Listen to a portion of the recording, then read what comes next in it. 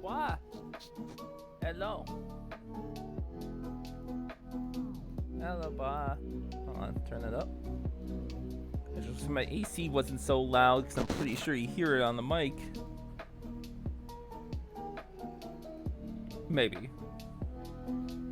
But hi, how's it going?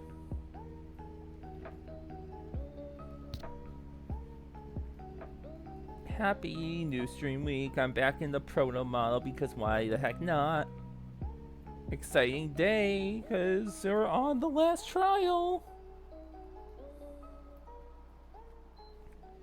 We're nearing the end of the Great Ace Attorney Chronicles.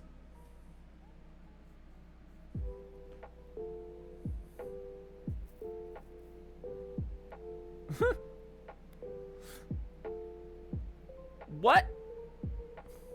What do you mean? I don't have games programmed into me or blah. Blah blah blah.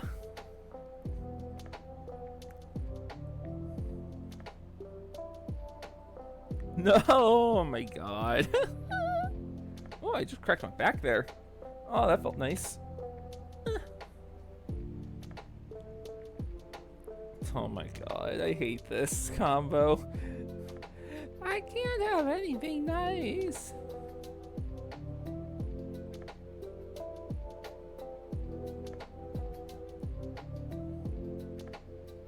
Don't owe woe to that.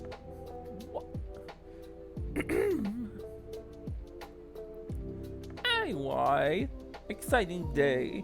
Exciting week. Because as we're finishing one game up soon, probably not tonight, I think I'm going to do this in 2 parts.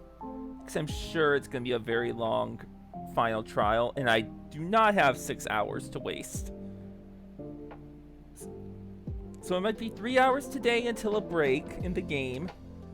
Then next week we'll finish up the trial. Is that fair? I think that's fair. Go shower, Yuna. Be a clean girl.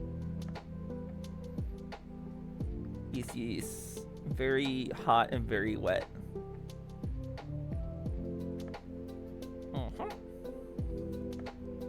But yeah, I think it'll be 2 parts to finish the game. So as we finish this, we also have Paper Mario: The 1,000-Year Door on Thursday to start. I'm so excited. I'm so glad they decided to remake it for Switch. It's gonna be so fun. It's literally one of my childhood games. I was 10 when that game came out. I played it multiple times as a kid. Like, it's such a childhood thing for me that I'm so happy to relive, and it looks great. So, nostalgia time is gonna be huge for me. So don't mind me if I nerd out a little bit. And for Triangle Strategy, I switched it to Wednesday. Just because of Paper Mario coming out on Thursday. Which I don't get why games are coming out on Thursdays now. What happened to games coming out on Friday or Tuesday? Why are we doing them Thursdays? I don't get it. Ah! But anyways, it is what it is. Triangle strategy, I did grind a little bit. I only had to do, it's funny, I only did the one stage twice, and I got most characters to level 16. Or at least pretty close. So I'll start that with showing that level one more time, since I didn't show it off. But most of my characters will be fully leveled up to what they should be at this point. And yeah, that's about it. Persona 3 Reload should continue on Saturday, as long as I'm feeling good enough. Let's not waste any more time. We gotta get back into this. Was you?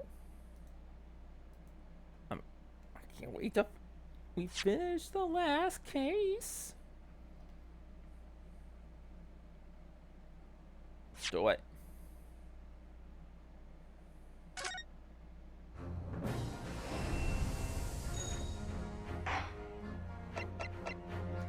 I'll see this quick.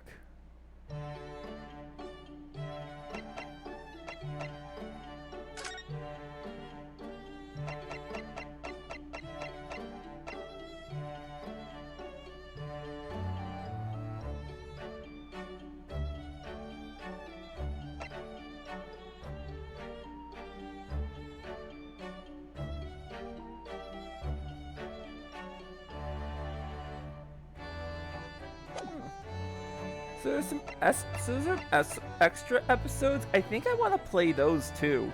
So we might have more than 2 streams, because we might look at the escapades. That'll be fun. Like, why not? The Resolve of Ryunosuke Naruhodo. The final chapter.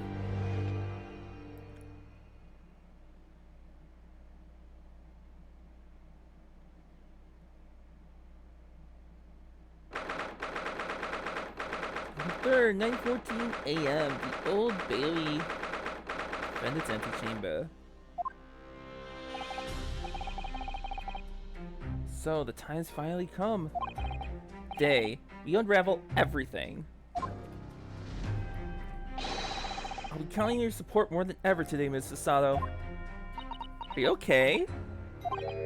Mr. Sato? Ah!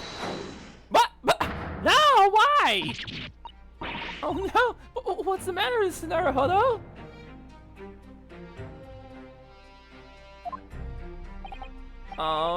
Nothing. I was just saying I'll be relying on your support today, but... I'm so sorry, of course! I know it can be rather incompetent at times, but... I shan't let you down! Would you mind helping me to my feet, then? Oh dear, I'm really very sorry!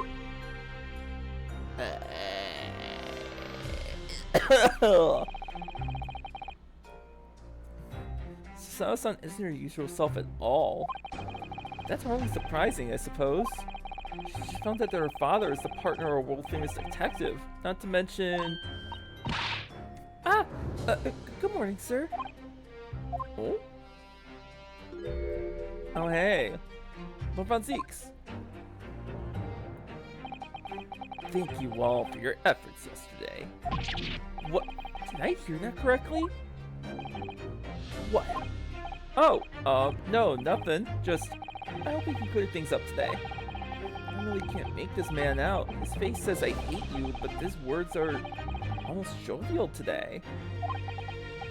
In fact, he hasn't been very Reaper-like at all since this all began yesterday. Lord Von Seeks isn't the Reaper, Mr. Naruhodo. Good point. The Reaper. I suppose in hindsight, I shouldn't have allowed that misconception to go unchallenged. Huh? It was my task to accept that pseudonym. My failure to stop the Reaper becoming something more than a mere legend. that led to all this. You're not to blame for that, Lord Von Zieks. It's only because serious crime in the capital dropped off so sharply when the public started calling you that. That's why you didn't see anything, isn't it? Right. You had a duty to use it. To be frank, I'm not sure that was the sole reason. What do you mean? There was a rumor at the time that the Reaper was really the ghost of my late brother. Oh.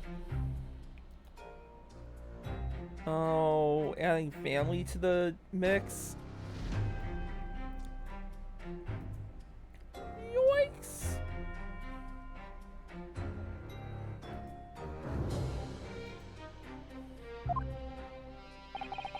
That having been slain by the evil killer, Clint's restless spirit returned as some sort of demigod. To wield a deadly blade of justice where I, by dint of the law, could not. Yes, we've heard that story too. I lost him. I felt as though I'd lost my guiding light. I didn't know where to go or what to do. So, in some small way, I wonder if perhaps those rumors made me feel his absence a little less keenly. Oh, like his brother was still with him. Oh.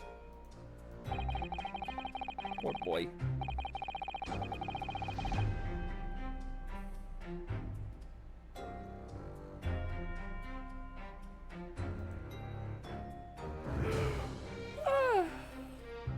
Even if I knew it was just an illusion, just some nonsense conjured up by an over-imaginative public. It was obviously extremely important to you. Don't quit, Von Zieks. Well, what's important now is uncovering the truth.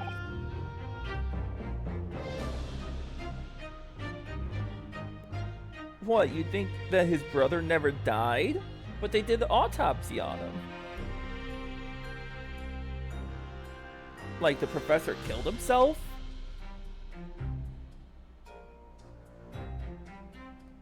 Because his brother was the last one to die before Osogi got... Osogi's... I mean, it does sound like Osogi got set up. But Clint is definitely not the professor. We're now uncovering the truth. That's all that matters. Oh yeah, what was your reaction to the ending when you watched the last VOD? I know that you didn't take anyone's life. I intend to prove that beyond a shadow of a doubt in court today. I never thought I'd say this, but I can see it in your eyes. That burning desire to cut through all the lies and deception. I can't deny it any longer. You are a lawyer of absolute integrity. Wow!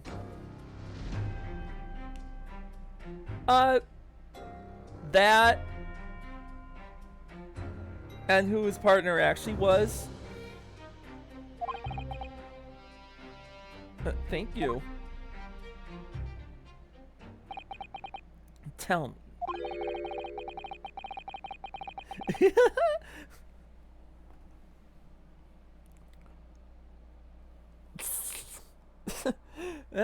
It definitely threw me for a loop. Why do I detect the scent of expensive tea leaves in the air? Oh! Iris, when did you get here? Oh. I brought you one of my special blends. Really loves it. He says it can help him clear his head. Thank you. Oh. That's surely the first and last time I'll ever see a sight like this. Yeah, dumb parentage drama, you're right. But I mean, it's very different for Iris's situation now. You seem different today, Iris. Oh? Sort of subdued, I suppose. I am not. happened yesterday is obviously still playing on her mind a lot. She's clearly very troubled about having stolen that autopsy report from Dr. Saint's lab. Alright then, good luck to you both. I have to make a move now. Oh, you're not staying? I thought you'd want to watch today's proceedings. Well, I'd like to cheer you on, obviously. But I've got lots to get ready. Get ready? Take off the Boopa hat? Never. It stays on. Get ready for what? Oh, yes! Would you take this? Isn't that one of the little felt dolls that's usually dangling from your knapsack? Yes, it's Lucky Charm. A little Hurley that I made one. A Hurley? Looks more like a Hairly to me. If for some reason you completely run out of options from trial today, you just pull this little Hurley's ears as hard as you possibly can. What? Pull his ears? That's right. It's where you bring good luck. I mean, you may need it. Huh.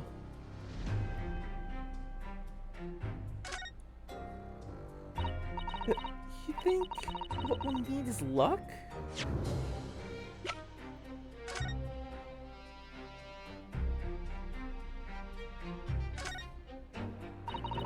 I'm trying a little rabbity version of Mr. Sholmes. You're supposed to sell every season?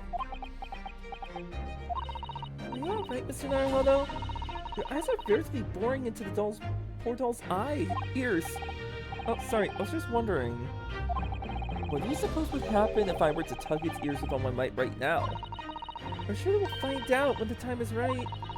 Poor Papa Gentleman, you really must learn some patience. But I want to know! I want to know now!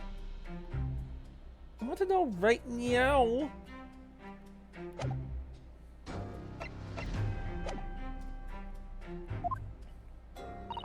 I just need to peek inside the courtroom. And it seemed very different to normal. Yes, it would seem that a certain someone decided to pull out all the stops. What does that mean? What about Mr. Sholmes, Iris? I don't know. He was out all night and he only come home by the time I left this morning. Oh, I see. Professor Mikotoba all on it too, do you think, Mrs. Sato? Yes, it would seem so. I told her in the hotel this morning. And apparently they didn't come back to their rooms last night at all. Well, that's concerning. They? Father and Judge Goku, I mean. Yeah, where are them all? Judge Goku too? That's right, nobody appears to have seen either of them since yesterday. On to the defense of the defendant. Court is about to be in session. Please make your way inside the courtroom at once. Look, Bruno. Good luck, Susie. Yes, thanks, Iris. And you, Mr. Reaper. I hope it goes well. Once again, I thank you for the delicious tea. It was very soothing. Oh, I'm so glad. We must go inside now, Lord Von Zieks. Well, I don't know how this is going to play out at all. Lord Von Zieks has always been the formidable prosecutor I've had to lock horns with in court. But not today. Today, I battle with another in pursuit of the truth. My best friend, Kazuma Asogi, who I trust more than anyone else in the world. Now I understand what it was that drew me here to Britain all those months ago. Now I know exactly what destiny had in store for me. It's all been leading up to this one day, to this one trial, to this one final reckoning. Let's go!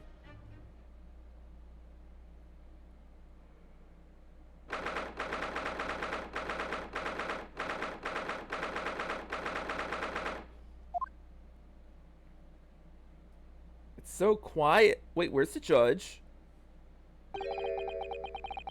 Feels even more oppressive here than it did yesterday. The cold stares piercing me like knives from all sides today. Ah! Mr. Naruhodo, look! What? Lord Strongheart? Huh. Well, that's a twist. Cosmo must have known beforehand. The ramifications of this trial now extend far beyond the murder of one Scotland Yard inspector. In fact, events have come to light that threaten to rock the very foundations of our country's legal system. The escape of a condemned criminal on the night of his execution, the subsequent unlawful shooting of the man, and the revelation that prison staff must have been complicit in the jailbreak. Britain is currently hosting influential members of the judiciary from countries all around the world. It is imperative that we uncover the truth in these proceedings to avoid international embarrassment. By royal decree, this will continue to be a closed trial, and one over which I, Neil Strongheart, exercise total and unequivocal authority. Oh! The six jurors' flames just... As with the case in yesterday's proceedings, those here present in the public gallery are distinguished members of our judiciary, assembled to bear witness to a fair judicial process. In other words, a collection of your acolytes, Lord Strongheart. On a personal note, I find this most distressing, Lord Van Zeeks. You are a prosecutor of exceptional talent. Much like your brother Clint, in fact. Wow, you can just bring him up like that? Oh! Well, that's a different, you don't got a gavel, you just smash it with your unicorn, scepter. In the name of Her Majesty the Queen, I hereby declare this court to be in session. For the trial of Barak Van Zeeks, who officially stands accused of murder. Ooh, new music for this situation. Counsels for the prosecution defense. Maybe. That wouldn't be too surprising. Are you in full readiness to proceed? The defense is ready, my lord. As is the prosecution. Yesterday's proceedings brought to light a shocking yet disturbing fact. There was a side to the victim, Inspector Tobias Gregson, that was unknown to his superiors at Scotland Yard.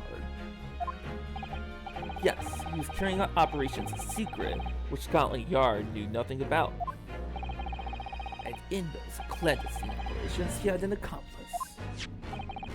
Mr. Daily Vigil would be given the inspector's identification and present himself around the capital in order to establish credible alibis for Gregson. In that way, Gregson appeared to be carrying out his regular Scotland Yard work when in fact he wasn't. At the end of yesterday's session, Mr. Vigil, who had been suffering from amnesia, regained his memory.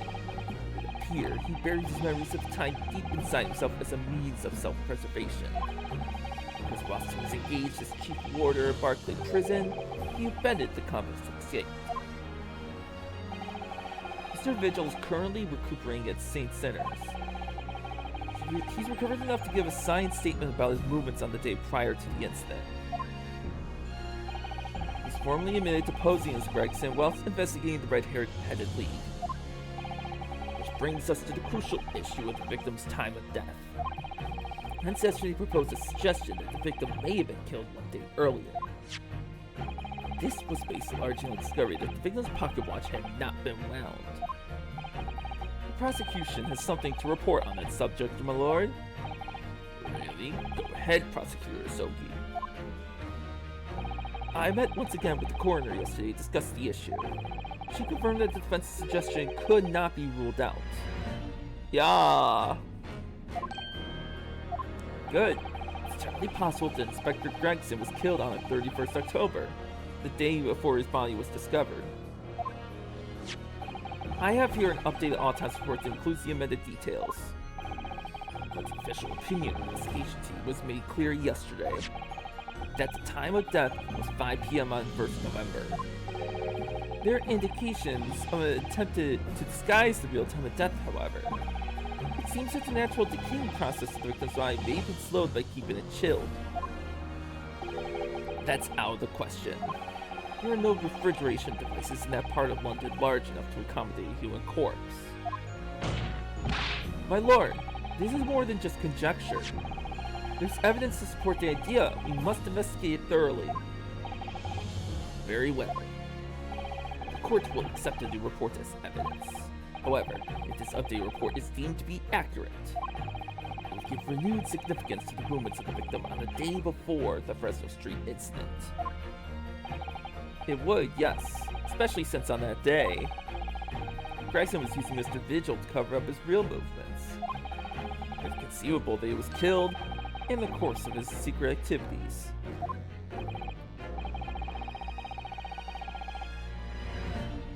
It is winter, yes. Or it's heading... Maybe? I don't know the time zone difference. Because we're in November right now. Do I sense that the prosecution has some information regarding these activities? Those activities? Scotland Yard put an enormous effort into investigating that precise matter yesterday.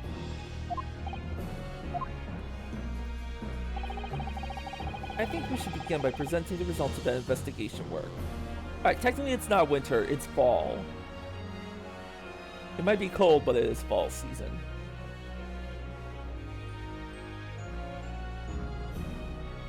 That's a good point too. I think we should begin by presenting the results of that investigation work. So the prosecution calls its first witness now. Oh, Gina! State your name and occupation for the court. Inspector Gina Lestrade reporting, representative of Scotland Yard. Self-conferred rank, but never mind. Gina again. What's your problem, Otto? What with that Gina again look, eh? It's probably too easy an answer. Ah! The boss meant the world to me. He done more for me than anyone else ever did. Oh, Inspector Gregson. He got me out of the back slums of the East End and took me under his wing. Taught me that life can have a purpose. So that's why I'm the best person to be standing here speaking for him. Gina. Right, all out of the goodness of Gregson's heart. Not all that he had his arm twisted by Mr. Sholmes, no. What's relevant to these proceedings is that the outcome of Scotland Yard's investigations yesterday has revealed that the victim was carrying out some assignment the police knew nothing about. Very troubling. Face, Lord Strongheart knew. So, Inspector Lestrade, let's hear exactly what it says in that report. Come right up, sir. Strongheart knew.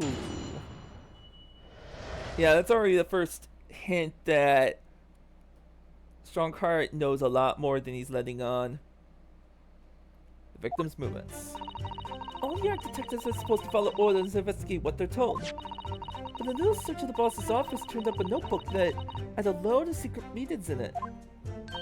According to that, the boss was looking into some smuggled goods dealings that day. Looks like it was a big job and all, but the coppers weren't onto it yet. What matters most is there's witnesses who saw the Reaper at the place too. Oh. Smuggled goods? I don't know, do I? I'm just telling you what was written in the book.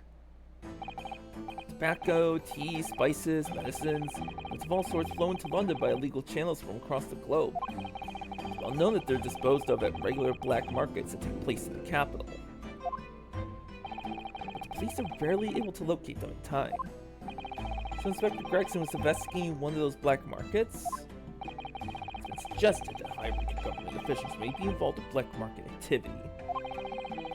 Gregson was trying to avoid details of investigations being leaked to the involved parties. That explained why he was operating on his own authority, without the Yard's knowledge. That doesn't seem right. And do we know where the dealings were taking place this time? In a particular room of a certain exclusive London gentleman's club. And on the day in question, the accused is known to have been there. That's the conclusion of Scotland Yard's investigation into the matter.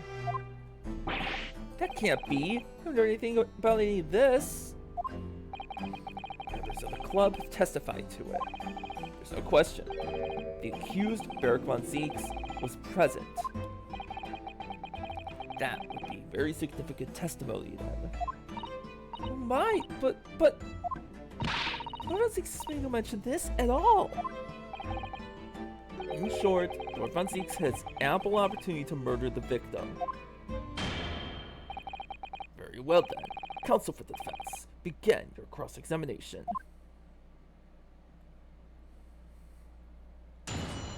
Okay then.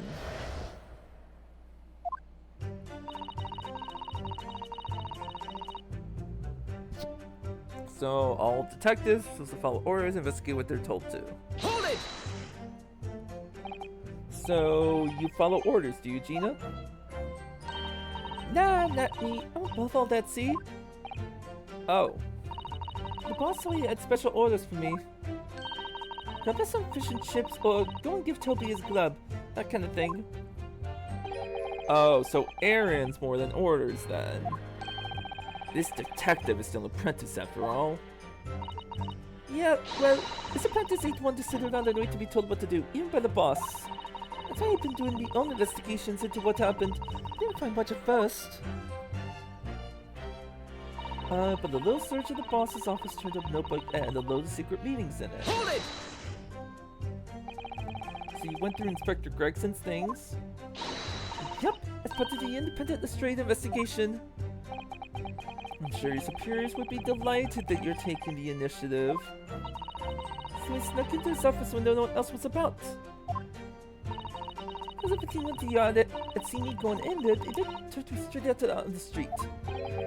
This is sounding less and less like an investigation and more like something else. Uh-oh. The prosecution understands that it was this very detective who discovered the notebook. You got that right. Nothing gets past Inspector Lestrade and the trusty assistant Chief Inspector Toby. You found it in one of its drawers that had a false bottom. That's impressive. So then I went to hide myself when no one could find me, so I could have a butcher's at what was written in it. Because if anyone went to yard and found me out, they'd have took me straight out on the street.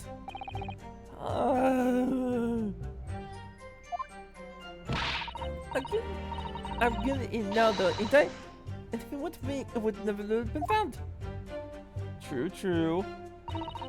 According to that, the boss was looking into smuggled good dealings that day. Don't I have...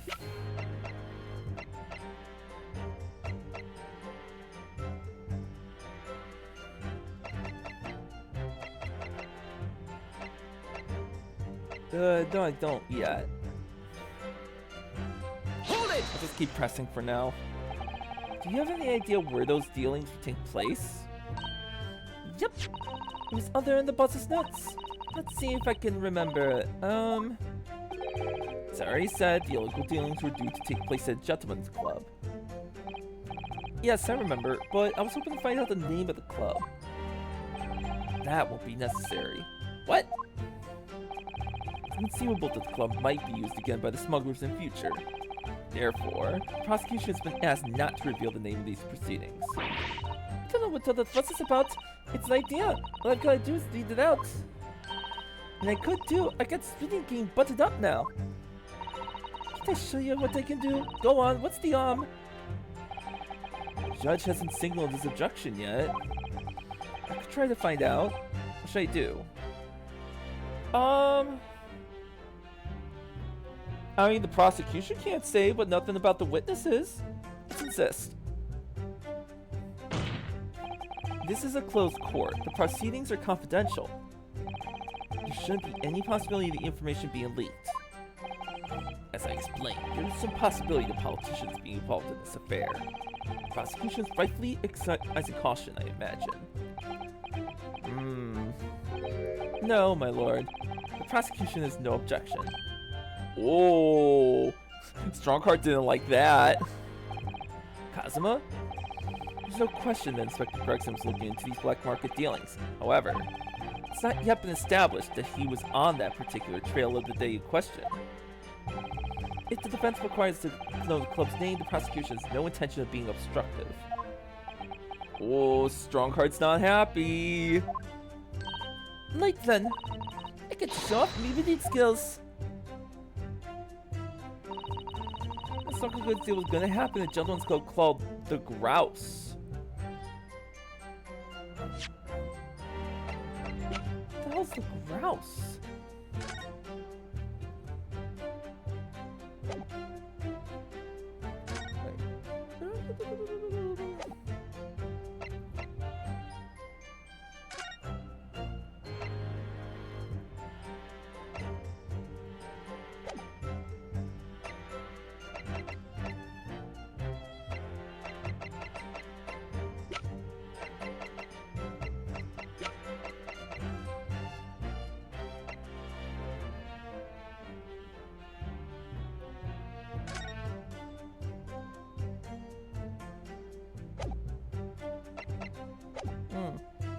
Hold it!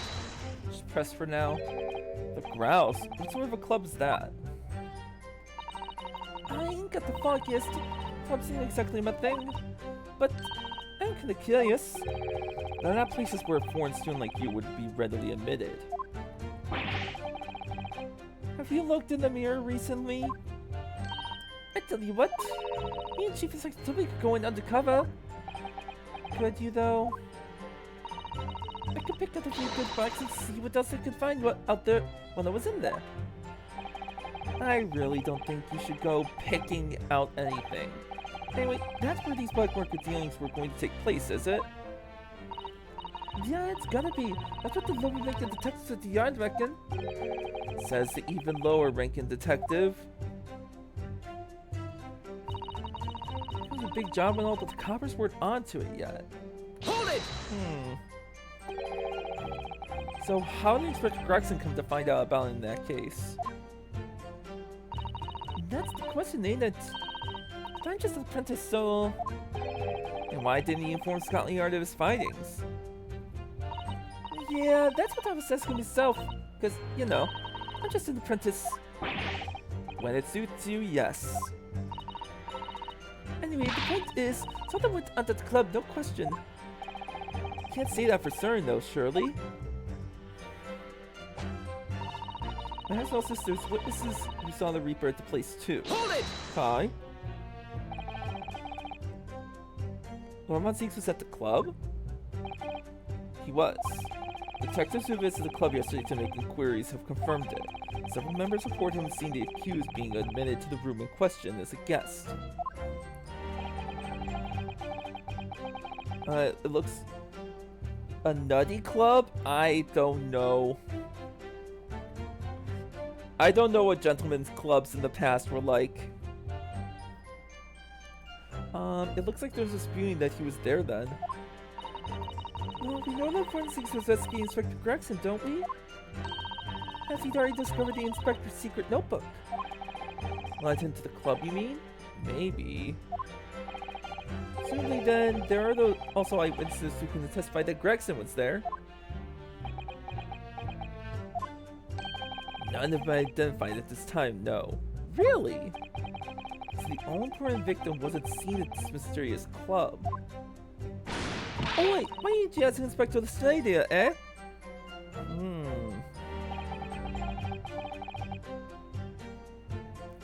So that's all I got to work with. And it's not holding back with that ice-cold stare of hers, is she? I really don't know what to make of all this. Zeke's told us that he was investigating Inspector Gregson. He never once mentioned that he met the inspector the day before the incident. You don't think Reverend Zeeks could have been lying to us, do you? That's not the only way to explain this. Oh! If everything Reverend Zeeks has told us is true, There must be a mistake in this testimony somewhere. You mean there are details we've yet to uncover? Exactly.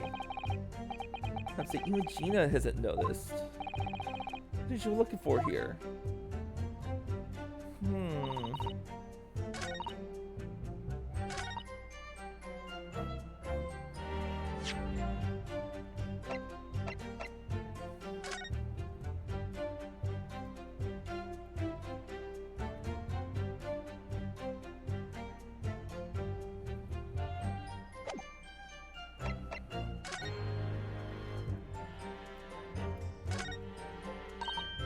Oh, it looks like this is some sort of steamship ticket. The SS... Oh! The SS Grouse First Class Cabin 001. Yokohama departure 11 September, London arrival 1st November. Ah, that's the boat that Professor Mikotoba and Judge Jigoku came on from Japan, isn't it? So we didn't call at Dunkirk on the north coast of France for a night before finally arriving in Dover. I think it's been almost a year since we arrived in Dover on the SS Burya. It seems a shame not to keep your ticket as a memento of your trip, don't you think? Yes, I agree. I have mine safely in my diary. I keep mine in my wallet, so I have it with me at all times. Oh, well, how strange. Where could I have it gone? Are you like this on purpose, Mr. Naruhodo? Can you imagine it, or was that comment accompanied by a little sigh? He has wonderful handwriting, doesn't he? This dark-suited young man is not in the least bit untrustworthy. Is it just me, or does that make me sound extremely untrustworthy? Don't she at least call you a nice young man? I'm really not sure that would help. So...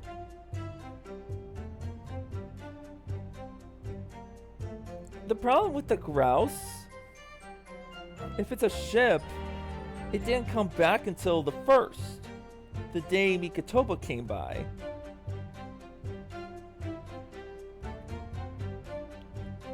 Interesting. Objection!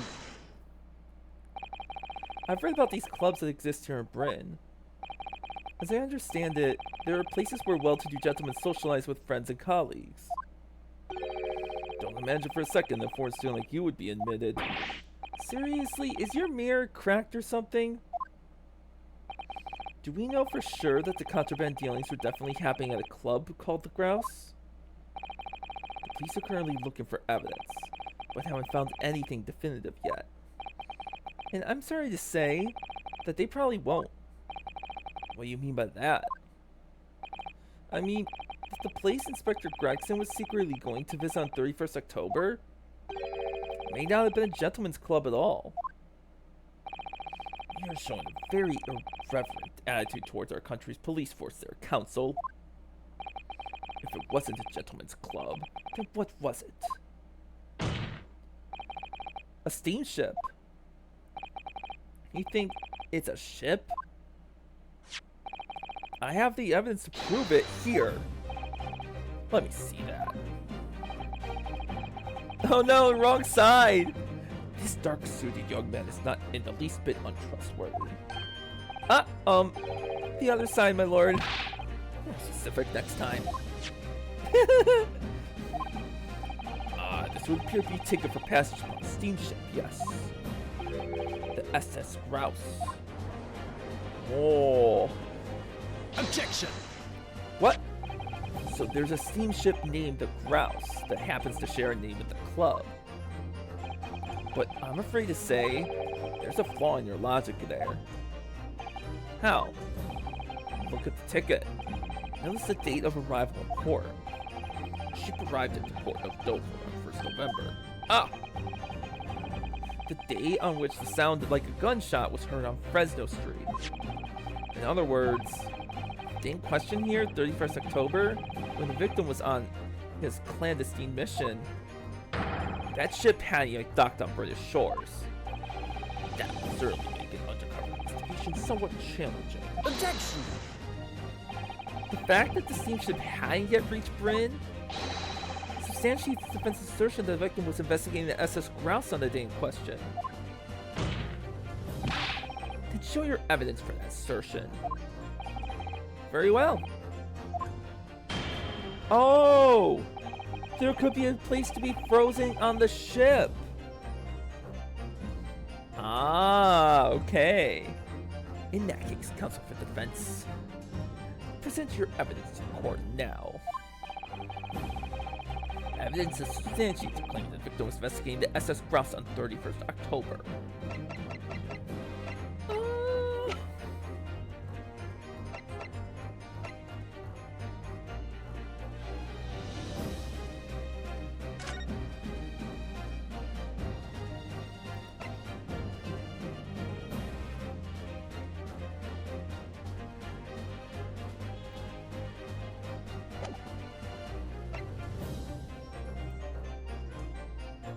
Clandestine?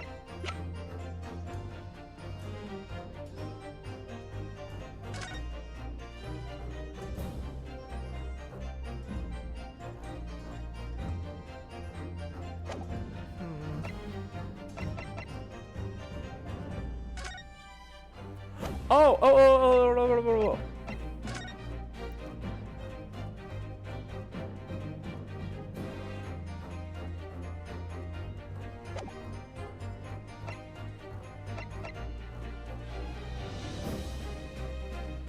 Clandestine.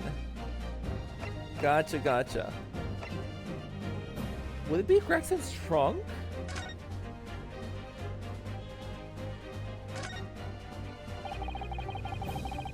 Side of the trunk here, it's going right through the letter into the metal behind. So actually, since it's been so badly damaged, I think the gas must have struck the side of the trunk with considerable force. Gotex! Au revoir! Inside.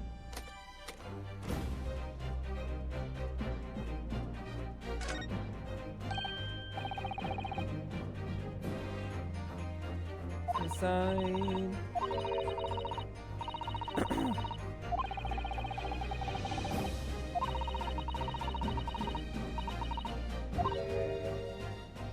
Hold on.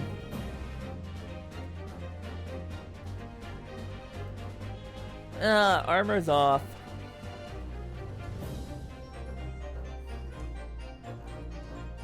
There you go, you silly. Hi, Guldox. 31st, just one day before the incident. Oh, yeah. Passport? Take that! Oh, that's right. Yeah, you got the boobas. What's this? A passport for travel to issue to the victim? Whoops. Dated 31st October. What are you suggesting? I'm suggesting that just one day before the inspector's body was discovered, there's a distinct possibility he wasn't even in the country. Oh. Order! This document is for passage to France. It does appear to have been officially authorized. The day before the SS Grouse arrived at Dover, it docked on the northern coast of France for a night. Oh. And my father, who was on board at the port of Dunkirk. Dunkirk, France. What could possibly have taken the victim there?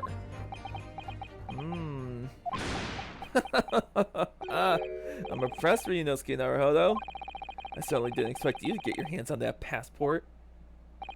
What? You mean you knew about this? Oh.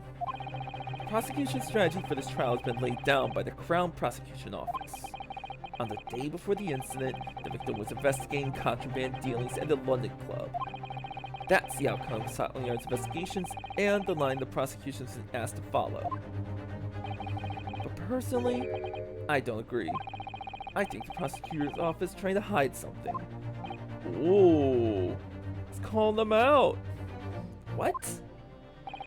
And now that you've expertly disproven their assertion, I intend to reveal what I believe that's something to be. What are you playing at, Prosecutor Asogi? A courtroom is a forum for the truth, my lord. which is why it's my duty to present all the facts without exception. Let me guess. This was your intention from the outset, wasn't it? The reason Inspector Gregson secretly made his way to the steamship docked in France on the day in question was to carry out a mission for the Reaper. Oh, the Reaper. Ooh, calling it out. Order, order! What on earth are you saying, counsel? The prosecution made an assertion in court yesterday. Inspector Gregson was investigating the identity of the Reaper. When he discovered the location of the man's secret hideout, he was killed. As I'm sure everyone can imagine, by the Reaper's hand. But in reality, the truth is the opposite of that. What? Inspector Gregson wasn't investigating the Reaper at all. He was in fact acting for the Reaper. So, you're saying the mission he was undertaking was obviously an assassination. And he's just laying it out. Eric von Zieks never carried out any of the actual killings. Whenever the Reaper's victims lost their lives, he always had a cast-iron alibi. Which tells us he must have had an accomplice. And you claim that was Inspector Gregson? What do you think you're saying, eh? My boss would never have done nothing like that. And yet, when you consider all the facts, it all makes perfect sense. No, it can't be. We also arrived at the same conclusion, didn't we? That Inspector Gregson was operating as the Reaper. Even so, there's no way that the person giving him his orders was Lord von Zieks. No, the true Reaper is somebody else. Eric von Zieks is not the Reaper. A predictable response from someone who's advocating for the man. And even if it's true that Gregson was operating as an aider for the Reaper, the suggestion that he went aboard the SS Grouse on an assassination mission doesn't follow at all. Right, it's an organization. Oh, there's some solid reason for doubting the assertion, do you, counsel? Absolutely, it's pretty simple. On the day in question, nobody was killed aboard that steamship. Assuming Koto and Judge Shigoku were on that very ship. If someone had been assassinated, I'm certain we would have heard about it. What's so funny? You're right, of course. No suspicious deaths were reported on board the ship. But I think perhaps you missed the point.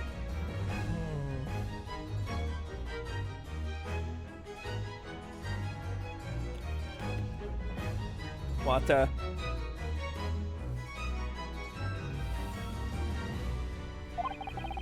That's probably why Inspector Gregson himself lost his life.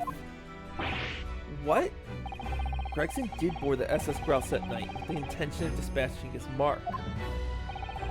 His mission ended in failure. Failure? It seems that the defense has to get grasp of a very important detail here. What are you talking about? What detail? Inspector Gina Lestrade. Eh? What? The victim's notebook that you read an excerpt from earlier. That doesn't contain details of secret investigations at all. It describes 10 years of assassination plots to be carried out by the Reaper and the Bailey. You're lying! Even if all the bludgeons we got taken out had it coming. The boss wanted the Reaper. Poor Gina. There's no question that Tobias Gregson was heavily involved in the Reaper's activities. He may just be an apprentice, but if you spent any time in Scotland Yard, you must have heard rumors. Ain't nothing. I don't believe a word of it. Then testify again as a representative of Scotland Yard. Consider it a chance to defend your boss. I don't... I concur. The witness will give a new formal testimony. Miss Lestrade, you will tell the court everything you know about Inspector Gregson's secret notebook. You can do it, Gina.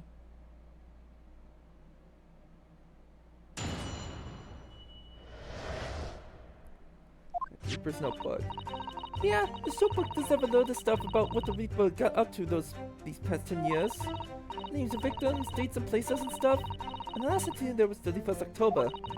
It's a grouse for the place and the date, and then the name of the mark. It was not about him being a criminal who got away from the Reaper in court 10 years ago at Summit. But honest, the boss didn't do none of it. He was just investigating the Reaper, that's all. Can we get a name? Keep personal opinion out of your testimony, witness. Require only established fact here. This must be so hard for her. Can't deny it now, surely, Rinosuke Naruhodo.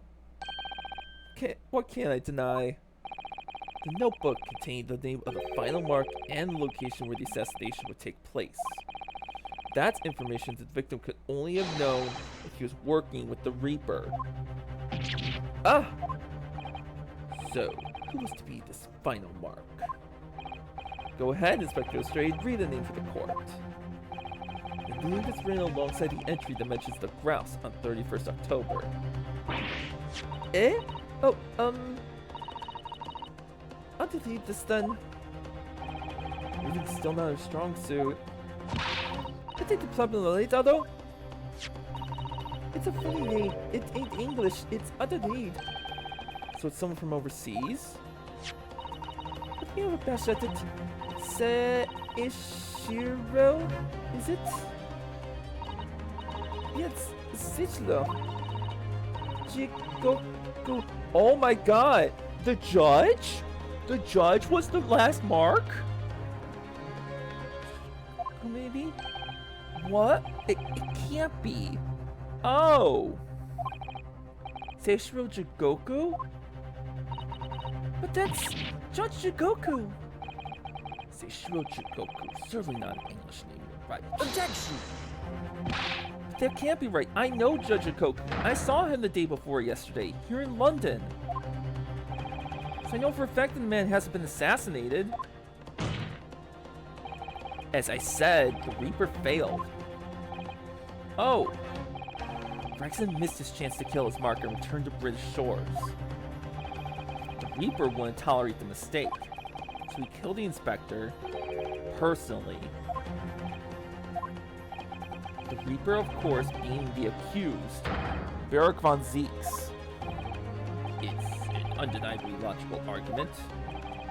Kazuma, you planned for the trial to go this way all along, didn't you? Hold it! Whoa! Von Zeek's coming in. Oh my, where did he get his wine from? Oh. Oh, what a shot. Well, chat, y'all get a boot to the face. Pray forgive the discourtesy of filling my hollow chalice whilst I stand accused of murder. Lord Von Zeeks? The accused has no right to speak uninvited in court. You will return to the dock. Yeah, Yuna? I say nothing whether or not I'm the Reaper. That's the task of this court to decide. But there is one thing I can say unequivocally. That girl is no detective. Eh? What? No, that's right, I ain't. I'm an inspector. Repeating rumors heard around the yard. The entries from a notebook of unconfirmed origin. That's not testimony, it's practically a script. Note that the rest of this trial will go exactly as you clearly planned. Oh? Your hatred of me is understandable. In your mind, I'm sure I am the Reaper, who sent your father to the gallows all those years ago. Oh, going right after him. But you're in danger of becoming a far more sinister Reaper yourself. By attempting to have me condemned with this feeble excuse for testimony. What did you say? Sir, hold on, this is our chance. My lord, the defense requests the defendant be allowed to speak. He may be privy to more information relating to the testimony just given by the witness. Oh, he's not happy. He's about to smack a bitch. Very well. I'll make an exception and grant the request. The defendant may remain at the witness stand for the cross-examination. Then allow me to toast the court's impartiality. Don't raise your glass in my direction, sir. Counsel defense, begin the cross-examination immediately. At once, my lord. Ow, my face. Okay, so just start pressing for now. Until, response. Well, it does have a load of stuff about what the Reaper got up to those past 10 years. Right? In other words, it shows that Gregson was basically acting as the Reaper. Not you and all. That ain't the only explanation, is it? He could have been investigating the Reaper in secret, and that notebook said it would be found out. If I may. When originally people began referring to me as the Reaper, I didn't object. I believe the power to intimidate London's criminal classes into compliance with the law to be beneficial. You carried out your own investigation to the true identity of the Reaper, didn't you? Yes, and those investigations proved conclusively that Gregson was one arm of the Reaper. One arm? What are you on about? The Reaper's victims were all extremely shrewd criminals at the top of their game. There's simply no way one person could have taken them all on alone. The Reaper is an organization. With you at its head, I had spies at DR keeping me abreast of Gregson's movements, letting me know when he was elsewhere. So I've been able to check the most recent entry in his book. I knew the location. You knew it said Grouse? Believing it to be a reference to the Gentleman's Club, I went there on the day in question to investigate, alone. Ah, so that explains why several members of the club claim to have seen you there. Ah, so there is a club and a ship. 100%. But of course, the inspector was not there. At the time he was making his way to the steamship docked on the northern coast of France, as shown by the passport found in the victim's metal trunk. Very well then, back to your testimony about the contents of this notebook. Fine. Something wrong, Mr. Hodo?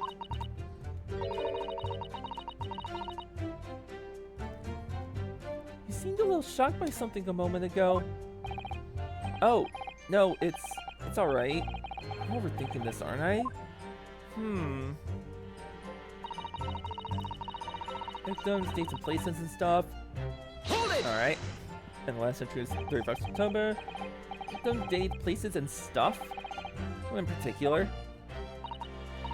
Well, besides the victim's names, this other name kept cropping up. What other name was that? It's the one I told you yesterday. The same name written over and over again. You mean... Asashin? Yeah, that's the one. She's a friend of yours somewhat, isn't she? Were you even listening yesterday? Asashin. The assassin. What? Like, a killer, you mean? Gregson was a tactician, the one who came up with the plan of attack. He investigated the marks thoroughly, finding out when they would be vulnerable and who to use to get to them.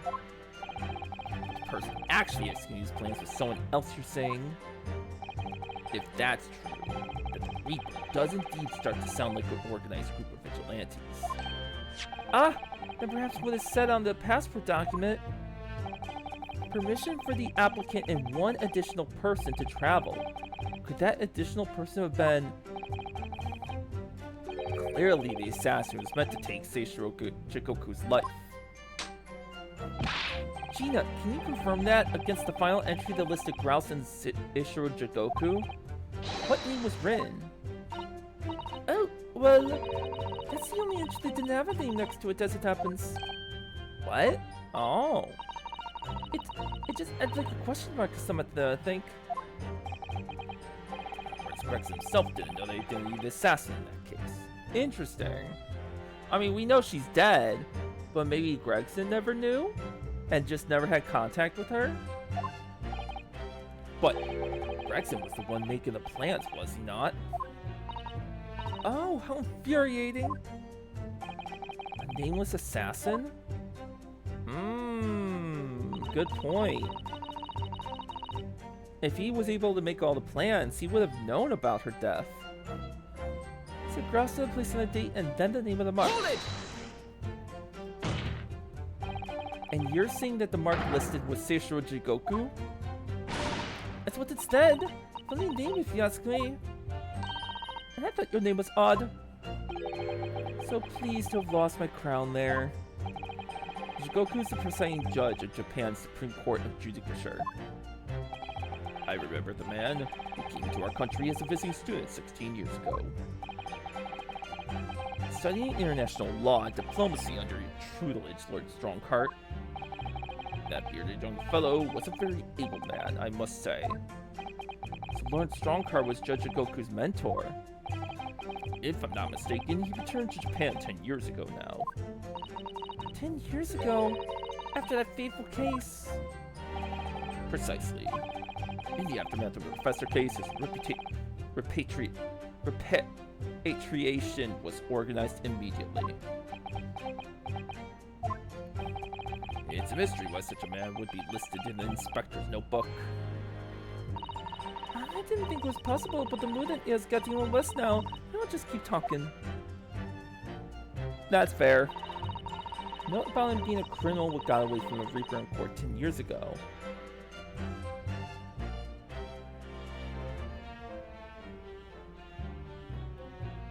Wait, what?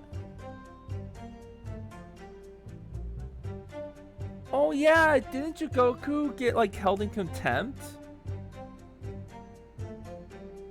Hold it! Oh. What do you mean a criminal? Judge Goku is no criminal. But that's me. I don't know nothing about it. Oh, do you remember what father told us? That Judge Goku did once appear in court here in Britain. It's related to the professor case, I'm sure. Yes, of course. You're right. Seishiro was trying to mitigate Genshin's guilt, so he took to the stand to testify. But he got a little carried away and actually managed to break the witness stand. He also said some contemptuous words about the British Empire, for which he was charged.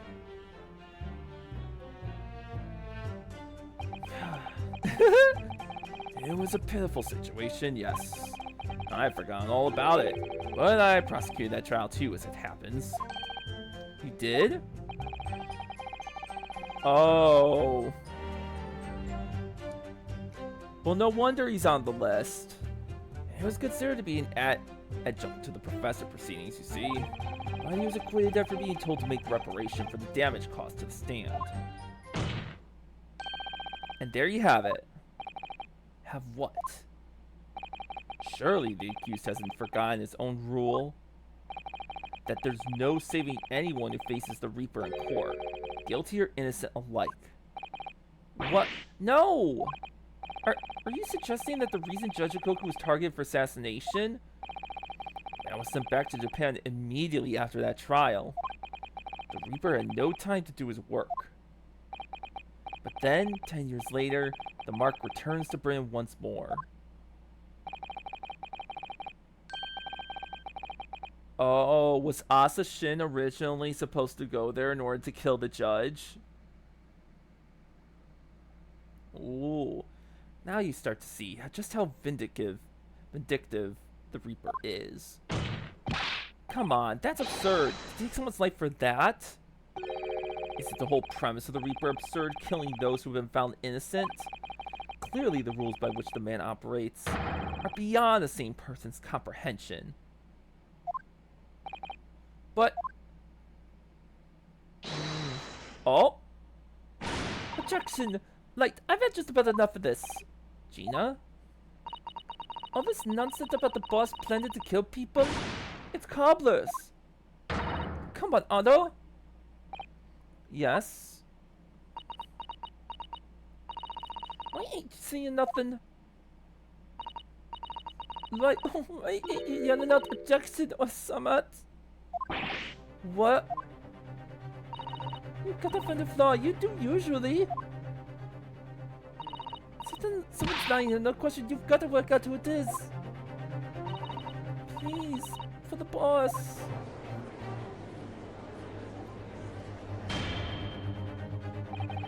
That outburst was an insult to the court and to your own testimony. I might have known that the common pickpocket from the back slums couldn't make a detective. This trial is over. You will forfeit your warrant card, Mr. Straight. Is that clear? I don't know what to lie to you. It's nice every bleeding place you looked in this world, isn't it? Love it enough. Gina. So have I. After that little speech of Gina's, I've made up my mind.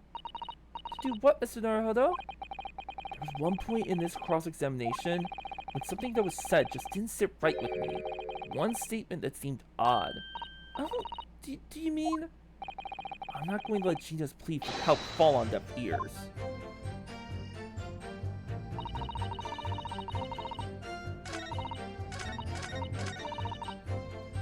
Hold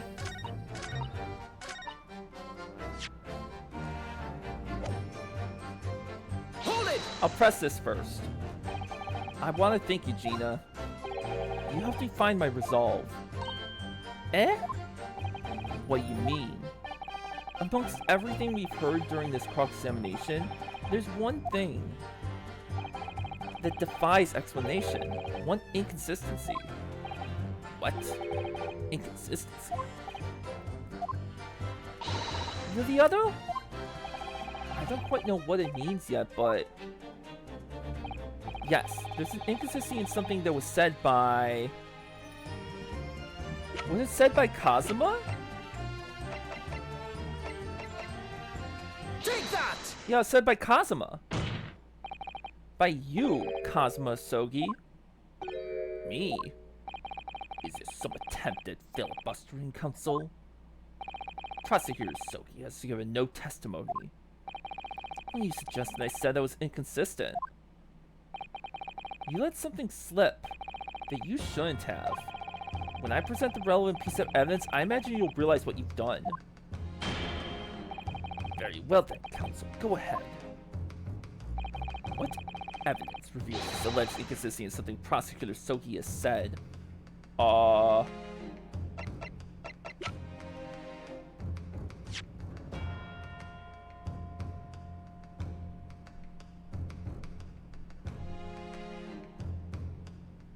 Shoot. That's too far.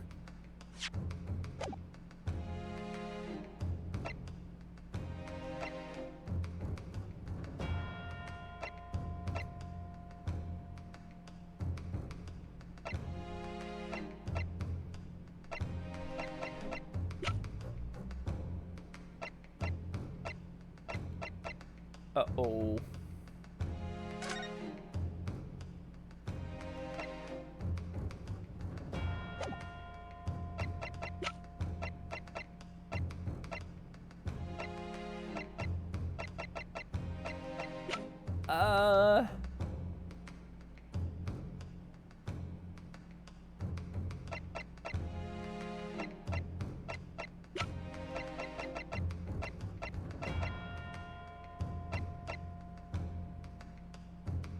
Take that! I don't remember. This is nonsense. Ah, that's fine. Trying to back it up with that. Clearly. Oh.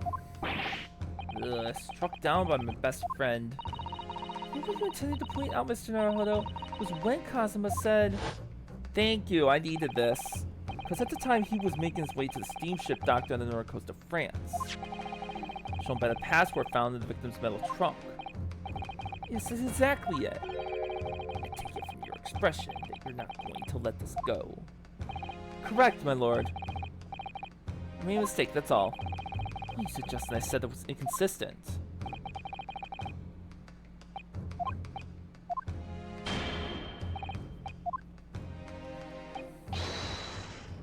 Alright, now I can read this better.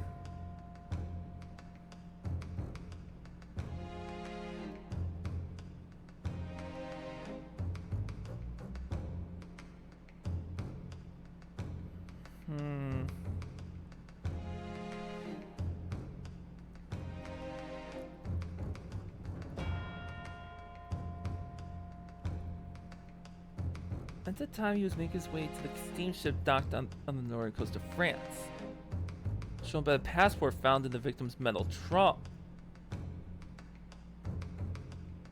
Oh, do I present the metal trunk? Take that! It's the metal trunk, yeah. This is because he brought it up. This is a trunk that belonged to Inspector Gregson. I presented the passport before, but I had to present the trunk because he specifically mentioned the metal trunk. Metal construction, is it? Certainly very heavy. What's this? A bloodstain? A relatively fresh one, too. Yeah, that means he was killed on the steamboat. Which means it couldn't have been, Barack. What? You mean that ain't the Gleason on the bus's fish and chips? Fresh blood on the inspector's trunk. That suggests that the victim was traveling with that luggage when he was killed. That can't be. There was no mention of any trunk in Scotland Yard's report. Yes, there's a reason for that. Immediately after the inspector's body was discovered, one of the street peddlers made off with the trunk, hoping to sell it. But it found it me with me nose for trouble. Which means that nobody should have known anything about the trunk. Oh. He was present when the victim was killed. How did Kazuma know about the trunk? Uh-oh. Kazuma. Bad boy. What did you do? Well, someone who was present when the victim was killed. And yet, during the cross-examination of the witness just now, you said this, Kazuma. Because at the time, he was making his way to the steamship docked on the northern coast of France, shown by the passport found in the victim's metal trunk.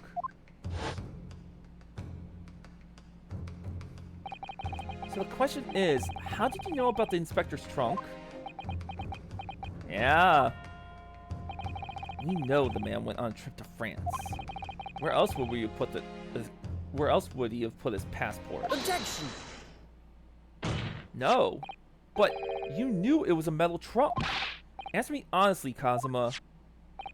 On 31st October, where exactly were you? Oh. At the port of Dunkirk, on board the SS Grouse. Is that the answer you're looking for, Ryunosuke? Kazuma, what did you... Oh, he was actually on the ship. Okay, then. It's a possibility before, but... If Kazuma was there on the ship, then...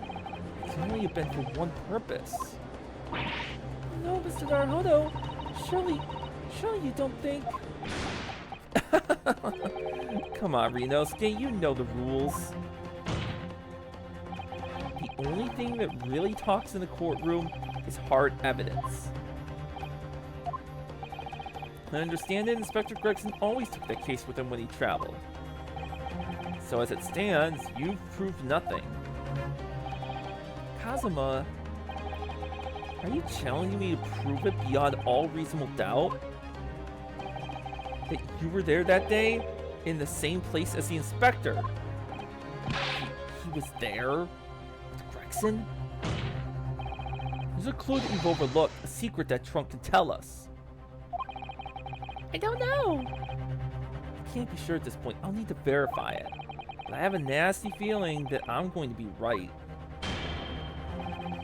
The accusation being made is deeply disturbing, but nevertheless, we must test it.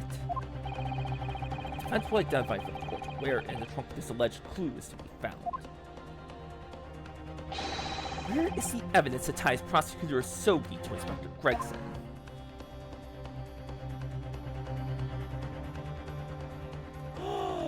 this? It's a sword. Hold on. Oh my god! It's a sword blade! It's a sword slash! Do you see that? There's something stuck in the side of the trunk there. It's glinting. Looks like a fragment of metal of some sort. This switch is so tiny, I can't remove it. Well, don't cut yourself. You'd better leave it, I think. This! Got it! I didn't even think about that! Let's use some metal lodged in the wall of the trunk here, like the tip of a blade. Eh, a blade?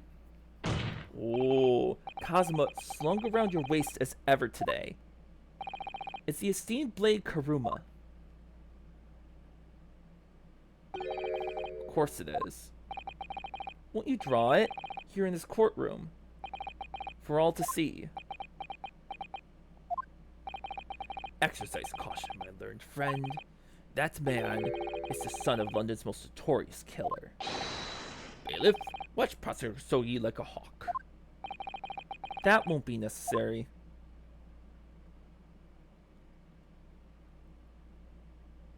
That's chipped. Oh no! The tip is broken. Wow. Did he try to kill Gregson himself? If the fragment of metal from the trunk fits together with the end of the sword, the question of who was there with Inspector Gregson will be answered.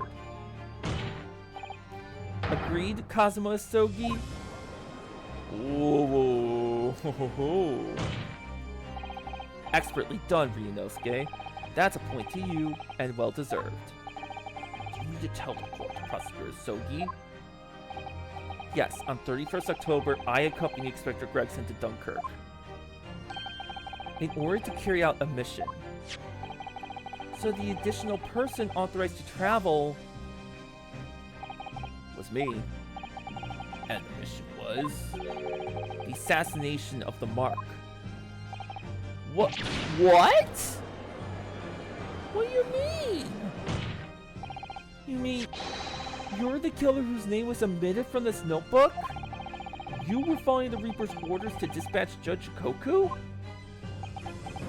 No. Let me make one thing perfectly clear. I have killed no one. Explain. I accepted the assassination mission, yes, and accompanied Gregson to Dunkirk. But I never had any intention of carrying out the plan. You were never going to do it? I can believe Kazuma-sama, I'm sure. After all, Judge Koku arrived safely in London the following day. On the 31st, I boarded a train from London with Inspector Gregson. We traveled to Dover, from where we crossed the channel to Dunkirk. Then we boarded the SS Grouse and made for the chamber deck, or cabin deck, as indicated in the plan. You went to Judge Koku's cabin? Exactly. He wasn't there though. We decided to wait, but you've already told us he had no intention of going through with it anyway. I didn't come to Great Britain to take anyone's life, so I left Gregson and disembarked the ship. I spent that night at a boarding house in the town and returned to England the following morning. Boarding house in Dunkirk? My signature will be in the register book. It's simple enough to verify. Then, what became of Jikoku? Gregson was no assassin, so the mark was spared. I'm sure it's easy enough to imagine what happened after that. Gregson returned to England as well, having failed to complete the mission. He met with the Reaper in that room on Fresno Street to report the failure. Causing the infuriated mastermind. Why can't you do redeems?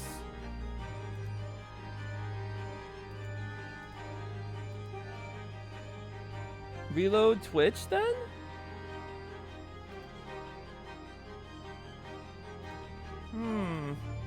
That's really weird.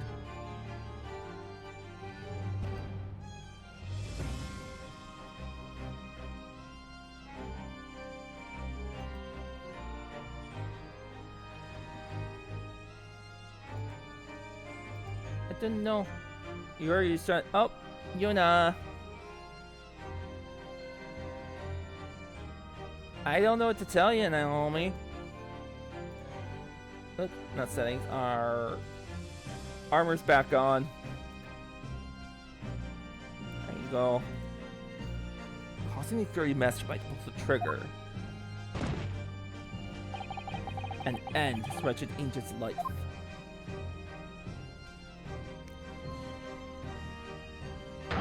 That's the real truth behind Inspector Gregson's murder. Objection! But you did nothing as you claim. How did the tip of your sword come to be lodged in the inspector's trunk? Yeah, what happened there? I don't need to answer that. The victim was killed by a gunshot. A small fragment of Japanese blade is irrelevant to the case. Accordingly, I choose to exercise my right to silence on the matter. Of course you do. Yeah, he's right. He doesn't have to answer anything that incriminates. But that doesn't mean the court will sequester the sword as evidence. As you wish, my lord. Alright. This great sword Kuruma.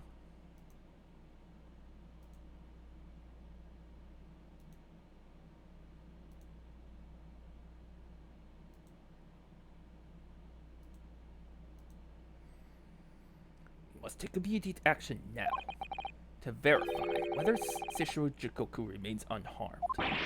What? But remains unharmed? I agree. That should be our first priority. It's recently come to my attention that he hasn't been seen since yesterday. How did you... A foreign dignitary inviting the Great Brain goes missing for 24 hours? It's only natural that the question of his safety should arise. You don't mean to say... We think Judge Goku may have been killed? Reaper is more than one assassin at his disposal. He has the power and influence to give orders from the inside of a prison cell. Isn't that right, Lord Von Zeeks? If I were truly the Reaper, I'd be able to tell you. Oh. Order! Order on court! Order! We'll take an emergency recess for 30 minutes. Now? Guests of this symposium has been told to maintain regular contact with the organizer's office. The man can't be located within half an hour. We'll have to assume the worst. Oh no, not Judge Goku! No one would want to kill a harmless Japanese man who'd only just arrived in the country. Except, that is, for the Reaper wanting to finish off a mark that slipped through the net 10 years ago. I would have to agree. Mr. Naruto, for the defense's sake.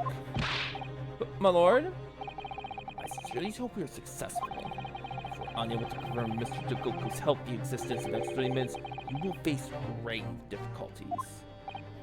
Ah! Oh. Court is adjourned for 30 minutes. Oh boy. Oh, we're just sitting out here.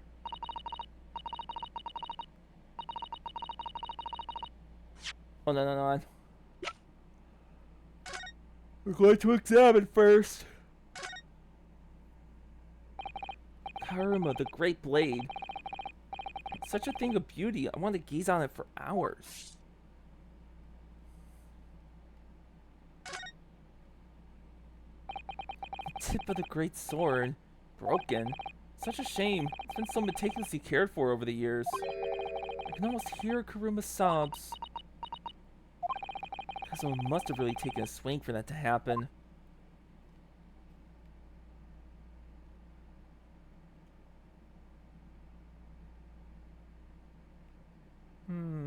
Nothing else?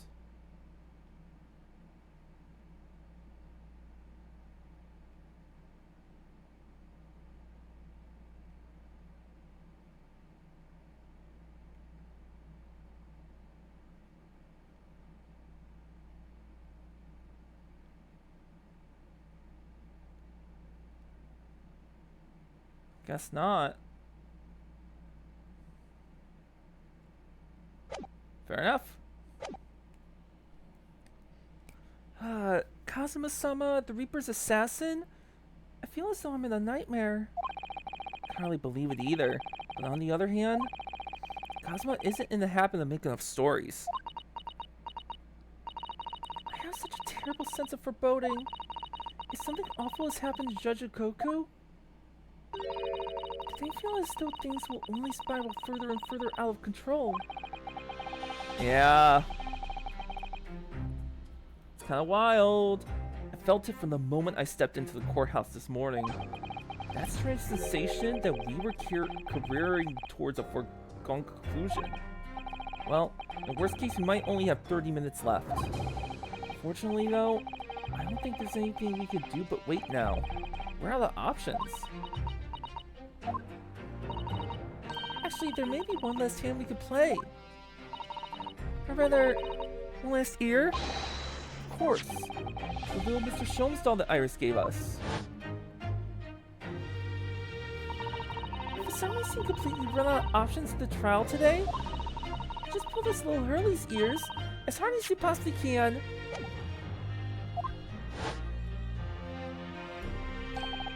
Perhaps now is the time. What should I do? Pull Hurley's ears or not? Well, let's pull. Goes then. I'm going to do it. Good luck, Mr. Naruhodo. No looking back. Heave! Ow!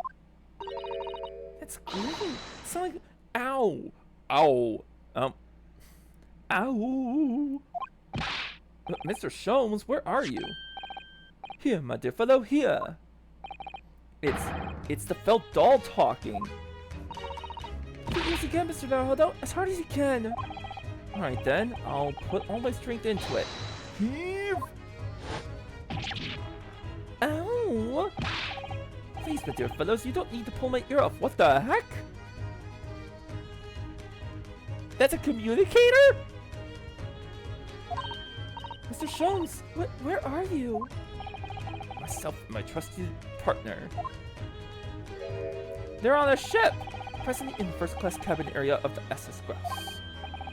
The SS Grouse? She left over last night after the final pieces of cargo were loaded. We are currently docked at Dunkirk, but due to be underway again in half an hour. We've taken a ship to France?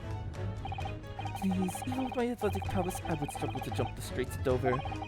After we left Baker Street last night, we hurried by cab to the station and by train to the port. In order to board this vessel in time. So, you mean you've already worked it out? That steamship was where everything really took place. Mr. Naruhodo, pray, what is my name? Sherlock Sholmes, world-famous great detective. Stretch! There you go, Naomi, you did it!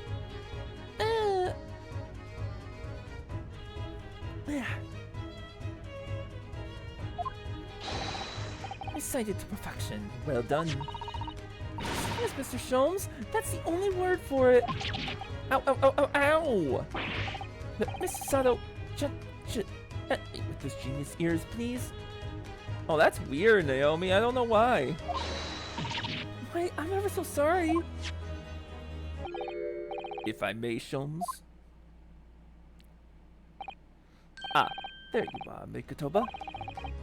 You remember though, was in fact I who made the connection to the SS Grouse. That's got me hard yesterday when we examined that notebook and I recalled my steamship ticket. But of course it was, my dear fellow. And not once did I controvert that fact when we had our court-bound companions to utter my name. Yes, you did, didn't you? We just entered a recess. The trial resumes in 30 minutes from now. And if we're unable to present any new leads then, I'm afraid to say... Do not fret, please. It is precisely the purpose that my partner and I have made this journey. And no doubt we shall have welcome news for you within the half hour. Thank you, Mr. Sholmes. That would be wonderful. Until later, then. Yes, you'll be hearing from us if you're not in touch first. Ow, ow, ow, ow, ow! I'm certain you anything you can talk in my ear in that mindless fashion. Whatever was the the idea behind making the receiver operating that way in the first place, Sholmes. I could use what I know. It's Iris's invention, not mine. Ow, that seems painful. Oh, are we playing as Megatoba then?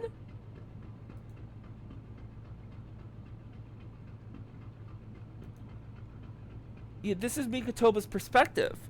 Whilst I know how much you enjoy being the hero of the hours, Sholmes, we have but half that now before the grouse puts to sea again. If we don't conclude our investigation rapidly, we shall find ourselves in Naples before long. There are times, Megatoba, when you make a surprising amount of sense. So, let us begin. Oh! First class cabin number 2. Yes, this is the one. But I don't believe an investigation of the cabin is going to be played in sailing. At crewman's. Oh my god, we are actually playing as Megatoba! What? A crewman standing in front of the door is an angry-looking fellow. Why are you loitering here? Who are you? My dear fellow, do you not recognize the world-famous great detective when you see one? The question really ought to be, who are you? Do you not recognize world-traveling great sailor, Chicken Stroganoff, would you say? Great detective? Huh, I don't think so.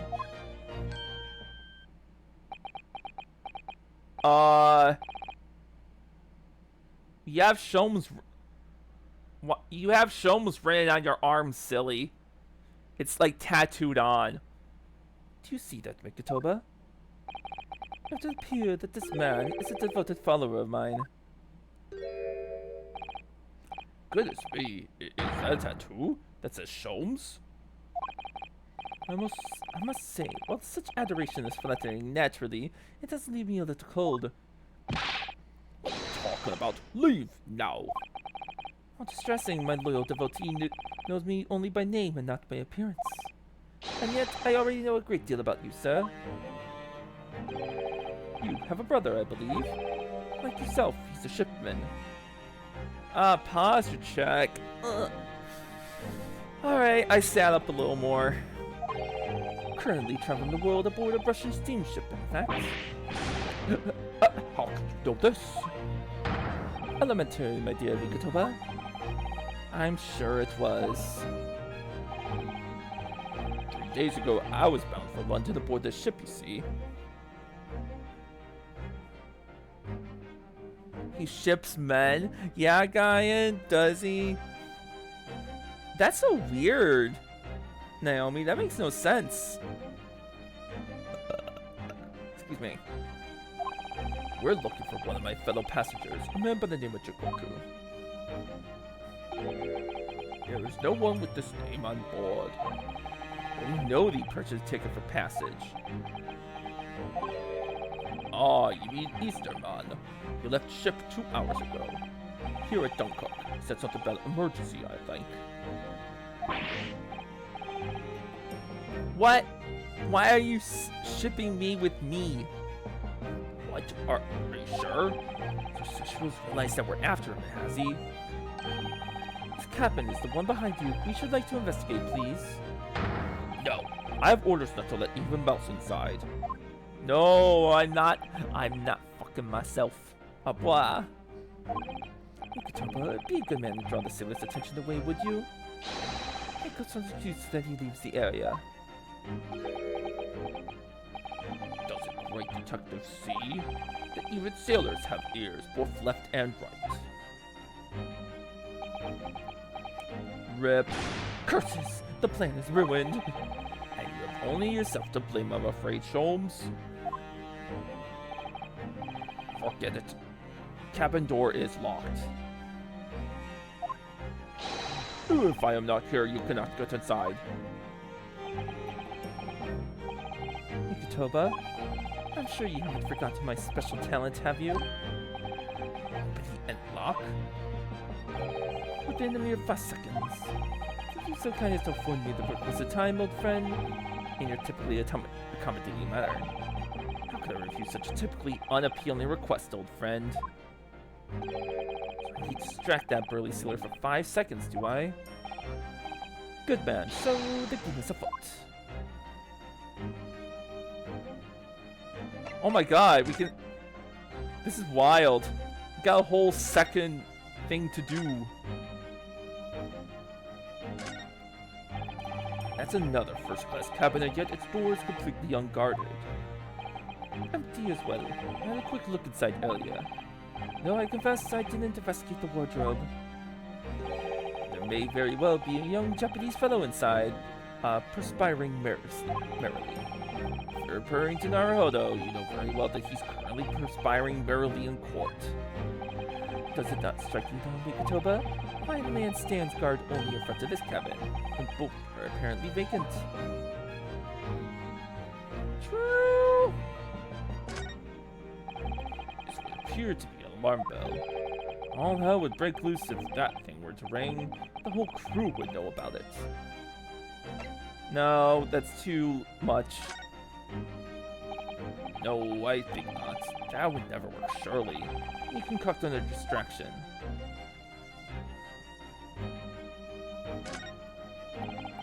Must be a mousetrap, I think. Perhaps I could distract the crewman's attention with this somehow? No, I think...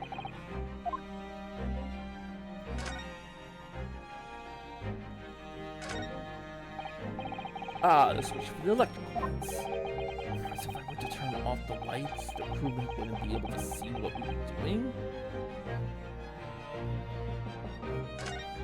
Screw it, flick the switch. Ah, what is happening? Where is light? What shows now?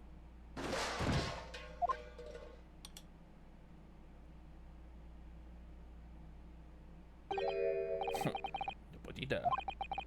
That was a close shave. What did Naki have stumbling so violently in an apparently empty corridor?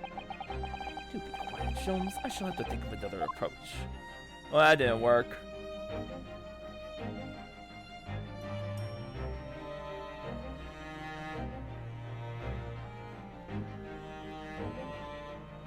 Yeah, I just want to see if he feeds a snake. No, it's a different guy, though. That's a speaking tube for members of the crew to communicate with one another around the ship. Just persuade our stocky sailor friend that he needed to use it. He was going to lock the door while he was distracted. The question is, how?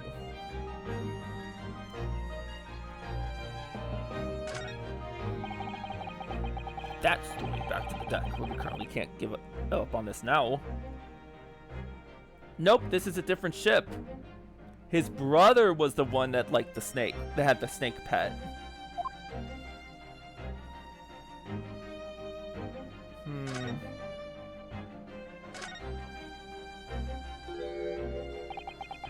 It's like a real temple guardian statue, this fellow. He's glaring at us so fiercely. Tell me, why are you standing guard here if the cabin isn't occupied? Because this area is only for first-class passengers. You must look out for suspicious criminals. He looked straight at me when he said that. My dear fellow, as you can plainly see, we are quite unsuspicious as criminals go. But still criminals. No. For goodness sake, Sholmes, tell the man we're neither suspicious nor criminals. Ah, yes, quite right, Mikitoba. Crustus, the seaman, is far too able for his own good. Be extremely careful on what you say. One of us ought to be, yes.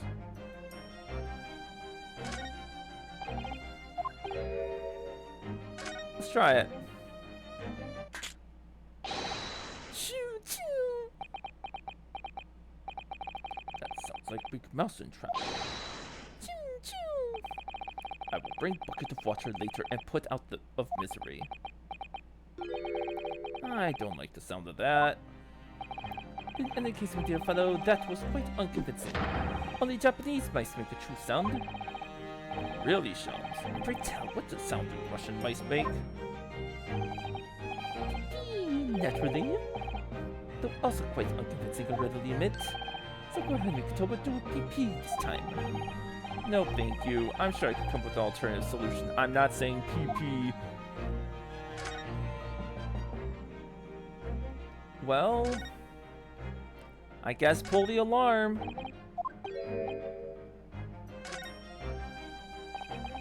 Here goes then. Pardon me in advance. Ding-a-ling-a-ling-a-ling-a-ling. Yo, what are you doing? If you were to see, that would be a very bad problem. What's going on down there? Seaman Stroganoff, report at once. Sorry, sir, nothing to report. It was just a stupid trick. Kai! No, not by me, by world famous. No, as I told you. Now, Sholmes, now. Done.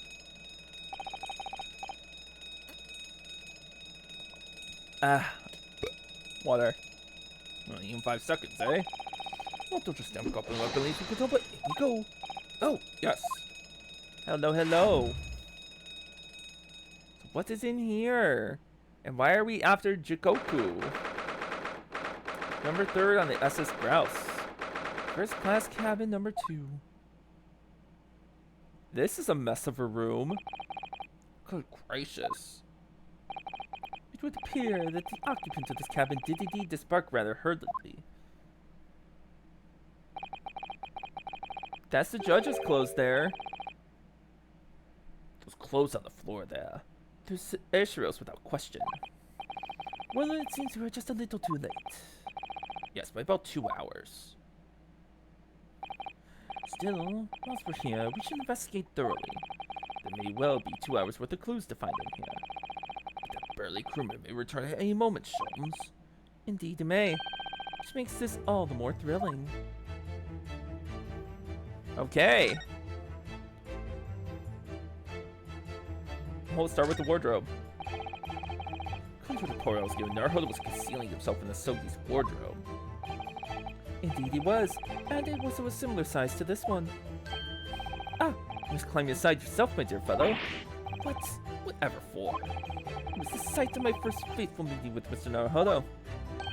You can experience the moment for yourself now, complete with my dramatic rhetoric. Cool, thanks. Pa, pa, pa, pa, pa, pa, pa, pa. Come along now, in you go. This will only take a moment. Really, Sholmes, surely you can just tell me what you said. Well, I uttered some belief remark and opened the wardrobe to reveal the stowaway murderer. I think I'll just rebound in the adventures of Sherlock Sholmes.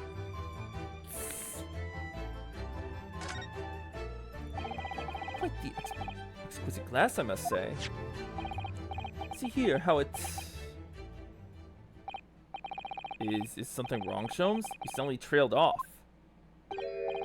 Ice, Mikotoba, ice! What opulence the first-class passengers enjoy. Chilled drinks. Pardon? Could it be that the steamship is equipped with an electrically refrigerated cold room, do you think? Well, it is a luxury liner after all. Ah! Yeah, he was definitely frozen on the grouse then. They have enormous refrigerators for storing all sorts of lavish produce as well as ice. On our voyage from Japan, we enjoy culinary delights from all over the world. Suddenly, Mikotoba, the sight of you is making my mouth water. What? I haven't taken on the flavor of the food I ate, you know. That's creepy. This is the waste paper basket. Look, and there's still rubbish inside. Indeed? Then let us pry. I've discovered recently I have a penchant for exploring the contents of others' waste paper baskets. I sincerely hope only for your work. Well? Here we have a notice issued to passengers from 3 days ago. 3 days ago, the night before we arrived in London then? When I was still aboard myself. Oh. The evacuation drill notice, 31st October. Oh. Ah, yes, there was an evacuation drill. I remember now. For safety and security, all first-class passengers were constantly under the watchful eye of the crew. So it was a welcome relief to have some privacy for once. Okay. I found Judge Goku's cabin. Oh, but I can't look at court record yet. So this evidence is obviously going to be transferred over to the others by the time we go back. speaking tube here, look. Though it's been stoppered with some cloth. The voices of the crewmen on the bridge aren't an annoyance, I suppose. Or indeed, so that the voices in this cabin aren't heard elsewhere. Ah. Something happened out here that was for no one else's ears, do you think? Either that, or it could be to prevent snakes from entering. That's really become a favorite case of yours, hasn't it? Judge Goku probably murdered, Gregson then. These are the rules of passage. Passengers must not keep weapons or other dangerous objects in their cabins. Pets are also strictly forbidden. Additionally, there are severe punishments for stowing away in wardrobes and or travel cases. I feel the rules have increased since I last read them. Probably just my imagination. But the fact they're not straight on the wall, does that strike you? You may be right. Probably just your imagination though. A trifle. But you know what they always say, Mikitoba? There is nothing important about trifles. Probably just my imagination, but I think that might be slightly off. A struggle, obviously. That's a substantial heap of clothes on the floor. An overcoat, shirt, a dressing gown. Momohiki wears work trousers, a tanzen robe, a haramaki waistband. Clearly the clothing of a Japanese man. And clearly Japanese men are accustomed to the culture of the wardrobe. It looks to me like as if they've been thrown in a heap like that in something of a hurry. Indeed, you could help yourself to a Japanese man's shirt, perhaps? I'm sure you may mention the packing too few. I'd very likely drown in one of Seshiro's shirts. No. I'll just buy any extras I need, I think.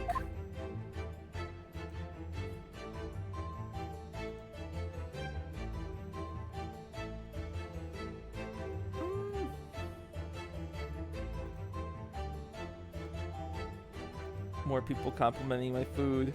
Yay!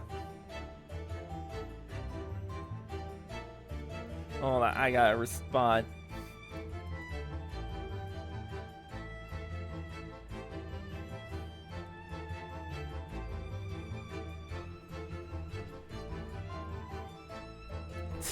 Hold on, give me a sec.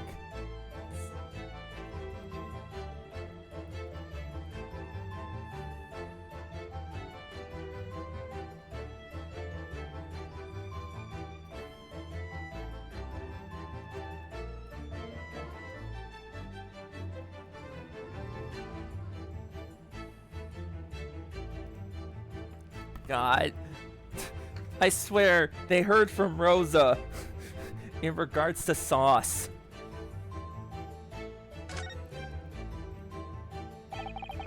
It's a very sizable trunk indeed. Seishiro's partial to all things large, and a rather clumsy feather if you fail to notice he left that behind. Perhaps he left it on purpose.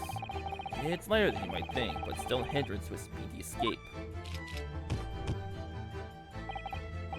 Kitty, it's locked, so we can't look inside. Surely 5 seconds from now the situation will be quite different though. Sadly not, it's just a 7-digit combination lock. 7 digits, damn!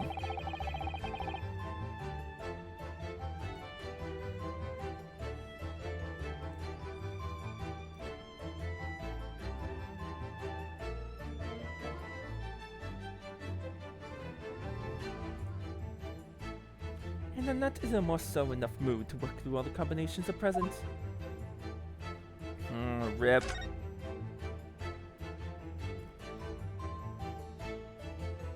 So, a lot of missing books. Plenty of reading material to keep passengers occupied on the long sea voyages. I found the mixture of classic literature and easy reading to be most satisfactory, I must say. This was a hapless heretic. Hopeless heretic. There's no copy of the Adventures of Hollock Sholmes, my dear fellows. I'm afraid it's just me. But no, you're quite right. More blasphemous than overlooking the Bible. I shall leave a copy behind. I just happen to have one with me. You're a true missionary of the Church of Great Detectives, aren't you? Well, it's a slightly different color just here, do you see? Indeed. You have observed devices when a frame that has been hidden for some time is removed. Oh, perhaps your friend is an art thief. Why was the frame moved? Now there's a bold deduction worthy of a great detective, I'm sure. He may very well be the elusive thief who has been plaguing France's galleries of late. I think perhaps we should focus our attentions elsewhere, Sholmes, don't you?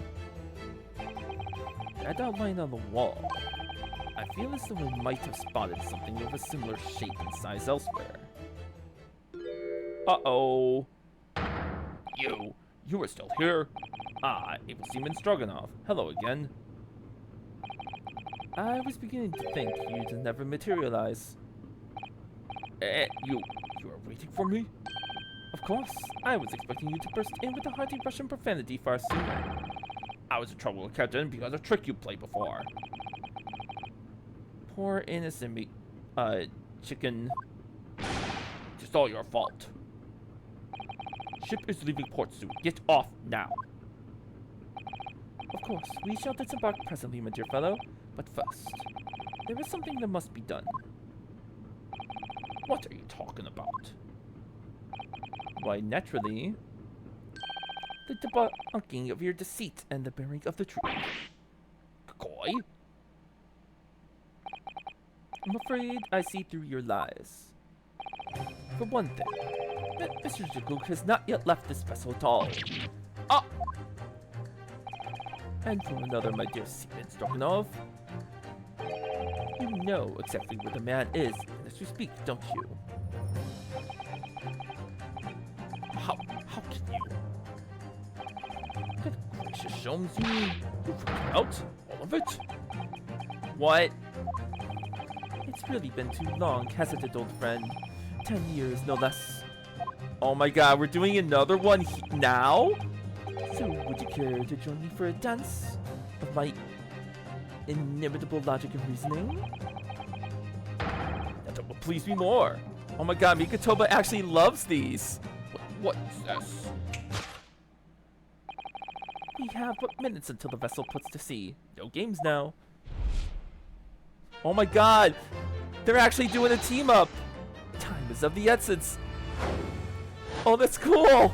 Mr. Stroganoff, allow me to remind you of your earlier claim.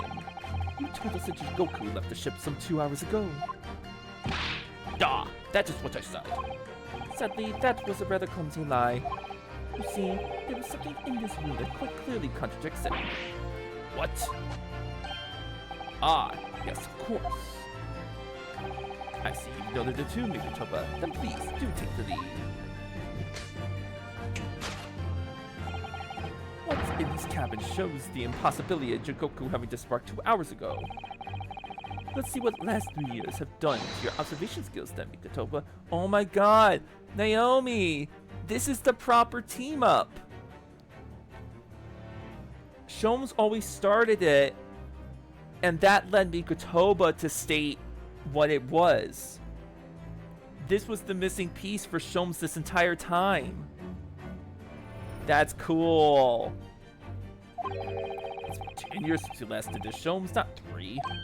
Why, of course it has, quite. Now, all the clues are here in this cabin for your eyes to see. But as I always say, you must not merely look, but observe. Observe, and the answers become clear. Just saying, look at the detail on, look at his detail. You never see this art before. There's a lot of detail on his face. I like it. So, impress me. I think I can manage that. What is this cabin's responsibility of Goku and Bismarck 2 hours ago?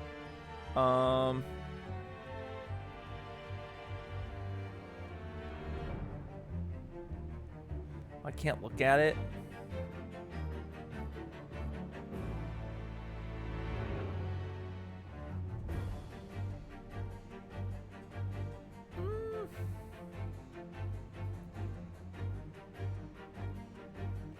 Oh, the ice! It hasn't melted yet. Take that! Yeah. What? Okay, you can tap dance? Alright, dude. Perhaps you should have cleared away that glass. How curious. The ice shouldn't have melted despite it being abandoned 2 hours ago. Oh. It would appear that the man was here in this very cabin until moments before our arrival. With this well-chilled glass in hand. Did you find out the refreshment shows? One might even conclude that somebody informed him of our boarding. Wouldn't you agree, Mr. Stroganoff? But I would say she will run from us. Before we consider that question, allow me to confirm one small matter. Would I be correct in saying that these first-class cabins of the SS Grouse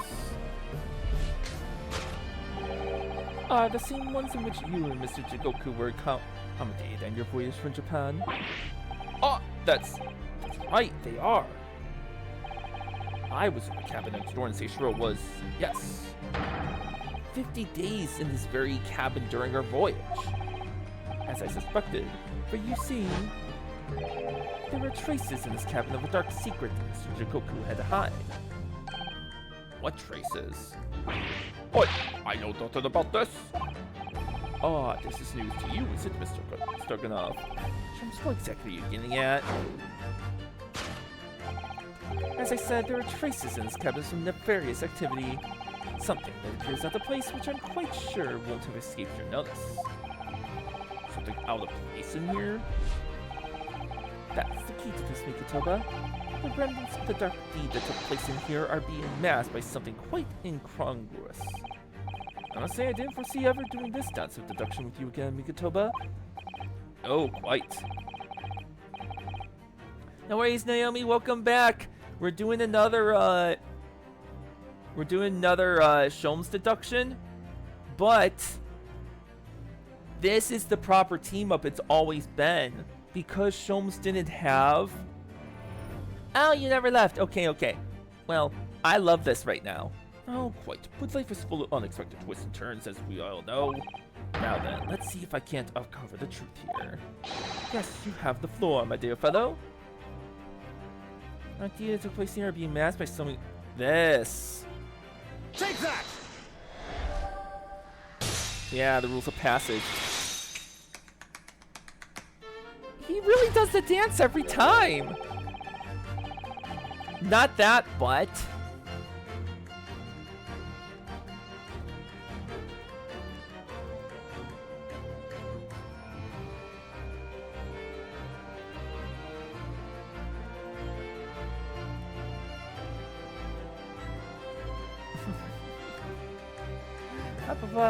It's the rules of passage in this frame here. They're obviously out of place. I don't know why he taps. That's part of their dance, I guess. The waiter hanging crooked on the wall, as if they were put there in a hurry. Yes, as I'm sure you've already concluded. That frame was originally over here. The shape and size are a perfect match. Oh, you're alright. Where did the frame move? Hardly the most observant of crewmen, are you, Mr. Stroganoff? I would think your captain is quite justified in having his reservations about your reliability. Dude, that really seemed to touch a nerve. So, Mikotoba, why don't you lift that frame off the wall? Oh, that's a bullet. Welp, Jigoku is definitely the killer now.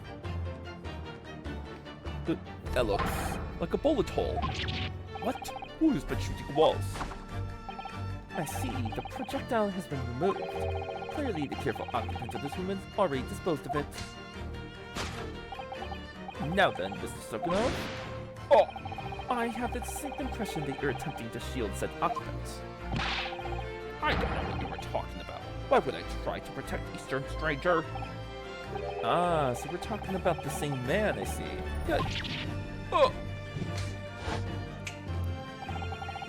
Go get foods!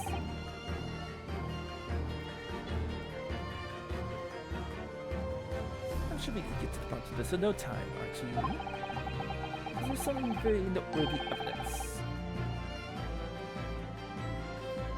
That explains the reason why you're lying for the man. Oh. Well, why get more food? Yes, you would totally keep those presents clearly. As clear as Shumbai. I really don't know how to approach this one, Shums. Ah, my dear Megatopa, simply keep first principles in mind. Study your subject from every angle. No, don't bap me, au revoir. And I'm quite sure that you'll see it. In fact, I'd put a wager on it. And glare at the fellow from all sides? Well, I can certainly do that. Oh! Wad of banknotes. Oh, you've been bribed. Naughty, naughty. Take that!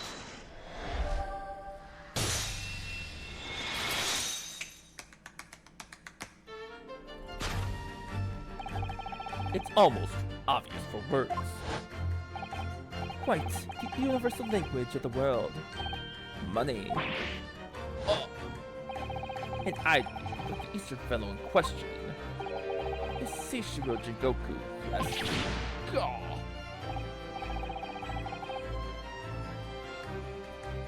It's not necessarily that, it's just... they're a dynamic duo. So I presume you realize what this means? It's clear signs the crime has been committed in this cabin. And the way you're going, sir, you'll find yourself accused of being an accomplice.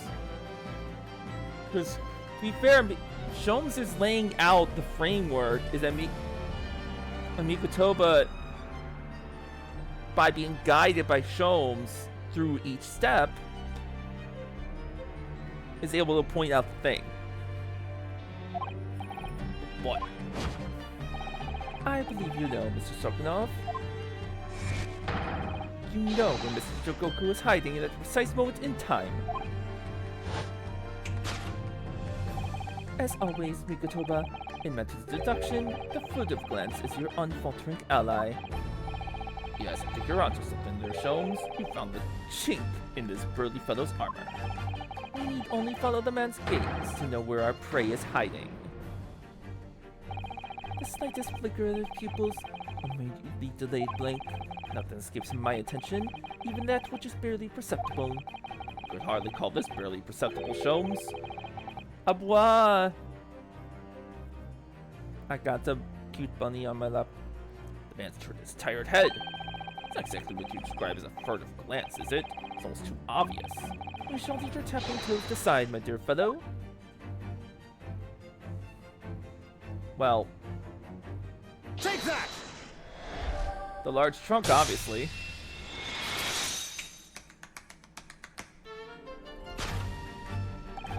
I love the music going with that every time.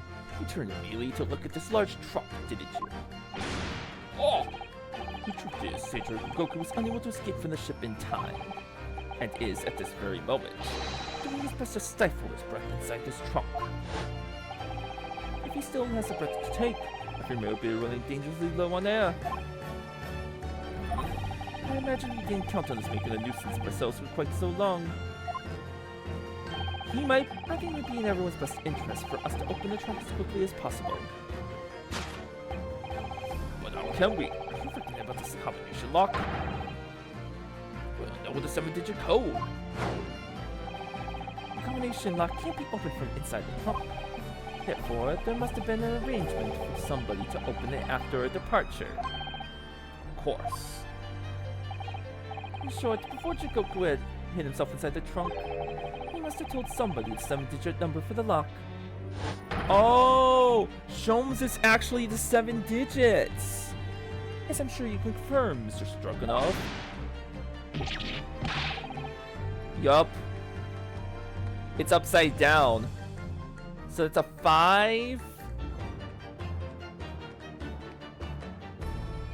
Not again, Gutex! Oh boy, you keep taking my armor off, silly.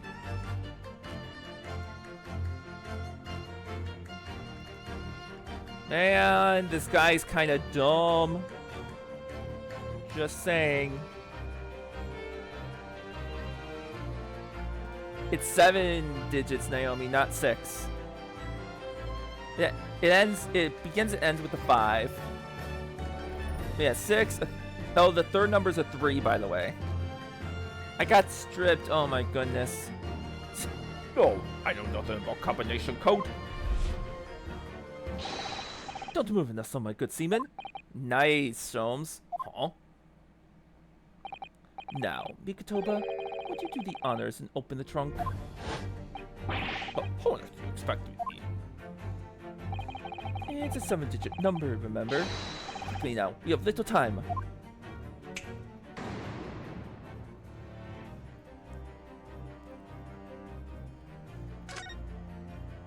So yeah, 5631045. Wait, there's no 6. So that's a 2?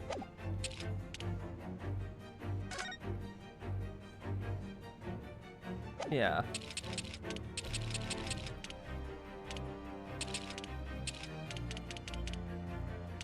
Alright. Take that! It's a fancy 2.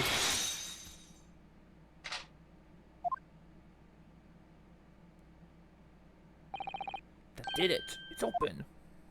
You had to meddle, didn't you? He was actually hiding in there.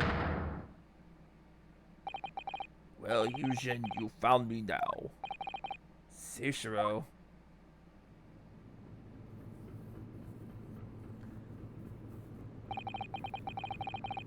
Really hoping beyond hope not to find you here, you know?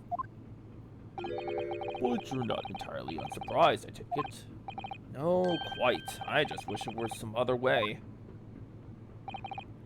Well, are you ever going to introduce me? Ah, your reputation precedes you, Mr. Sholmes. I've heard stories of many of your exploits. Excuse my manners, Sholmes. This is Mr. Jigoku, my old friend and traveling companion. The devil is in the details, Mikotoba. I believe you meant to say your old friend and traveling companion. Who made the cowardly decision to flee the country without a word to anyone when things turned sour. I see my reputation precedes me as well. What an honor. Well, Seishiro, you going to explain all this? You know it all by now, I imagine. What you didn't know, of course, is that 3 days ago, on the night before our arrival in Britain, an attempt was made on my life here on this very ship. By the Reaper of the Bailey? Yes, I've since heard. You were once prosecuted by the Reaper, weren't you? 10 years ago now, mind you. I had no idea at the time what a dangerous individual he was. Anyway, when we arrived in London to find the symposium was postponed until goodness knows when, it came all too apparent to me that I might very well be targeted again. So you decided to flee the capital without saying a word to me about it? I'm afraid so, yes. Of course I realize now.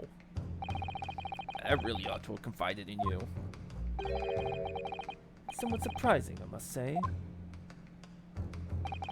What is?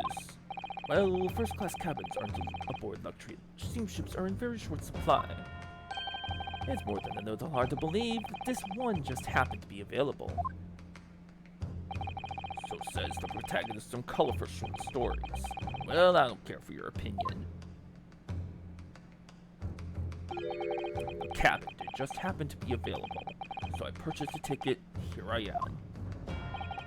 I've just seen for myself the obvious remnants of that incident in this cabin. So you'd already purchased your Return ticket before we even docked at Dover, had you? To prevent anyone else taking his cabin and seeing the evidence, is that it? Yujin, I have nothing to say to you. Ooh, yikes. Well, in a mere 5 minutes, the ship will not set off on its onward voyage and not make port again until Italy. I'm afraid you must insist that you disembark with us at once. You have no jurisdiction over my movements. We have this, Seishiro. Take it. What is it? It's a subpoena from the Old Bailey. You're a man of the law. You know what the ramifications of ignoring a document like this from the British courts would be. Ooh. You came prepared then, usually. Come on, let's go. 1 moment. What is it, Sholmes? Inside Mr. Jijoku's trunk. I found this rather fascinating trinket. What is that, Seishiro? I can't help you, I'm afraid. Some small component from something. What? I have no idea.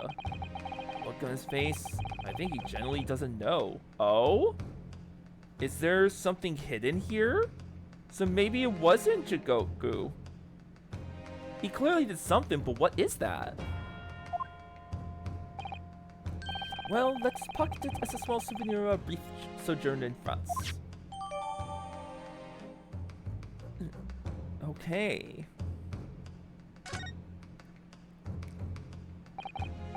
Well, Naruhodo, I think we've done as much as we can, I'm afraid. The rest will be on your shoulders of you and your assistant. That was cool.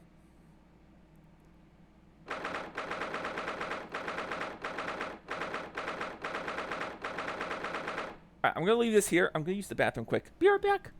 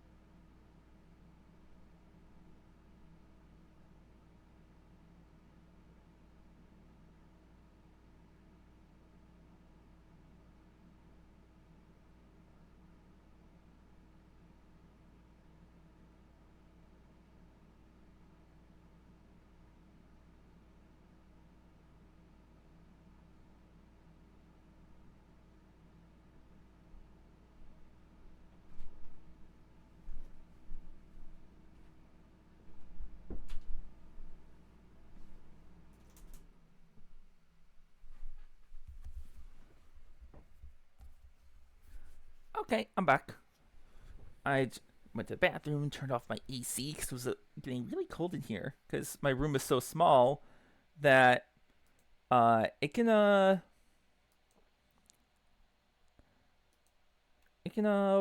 cool down very quickly. So it's like it could be like 100 degrees out and it'll still be like ice cold in here. Oh wow, Guyan. How dare. Been licked all over.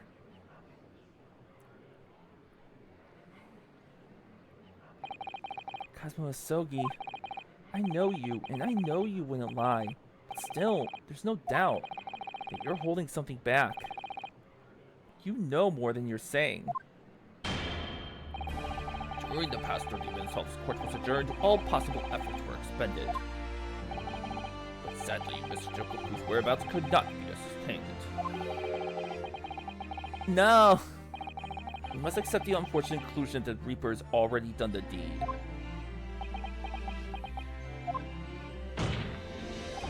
There's no sense in wasting any more of the court's time. Prosecution calls for immediate verdict. Objection! No, the trial cannot end now.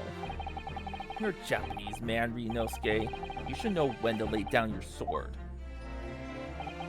And you should know never to presume when the battle is won. Oh no, the Raven! The court has already presented with all the evidence and heard all relevant testimony. And there can only be one conclusion, that the accused is guilty. all relevant testimony? Far from it. There's still a crucial witness from whom the court is yet to hear a single word of testimony. In that case, call your witness to the stand at once, counsel. Yes, my lord. Tomorrow, if possible. The witness is already on his way and scheduled to arrive tomorrow. Who on earth is this crucial witness? You know, right? Oh my god. Yeah, Seishiro Jigoku. The very man allegedly murdered by the Reaper. Judge Jigoku? You found him?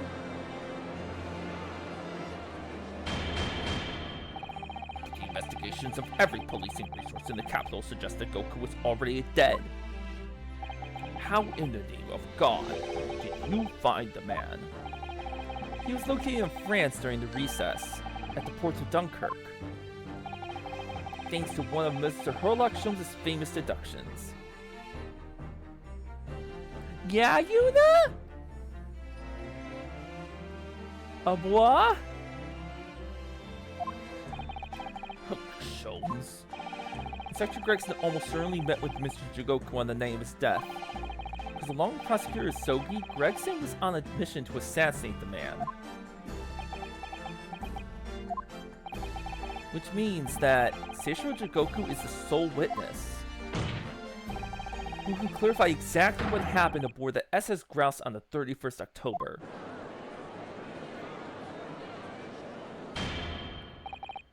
Well, it appears that it's too soon to move to education at this point.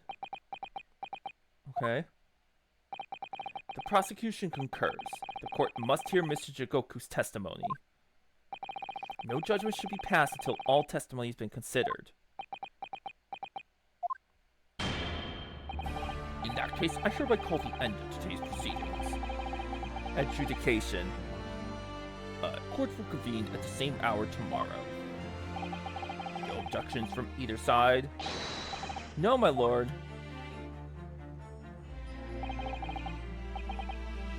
Sorry. No objections, my lord. Live to fight another day. By the skin of our teeth. Wow. So we do have another day in court. Crazy. To be continued. Well, I can go longer. Let's keep going.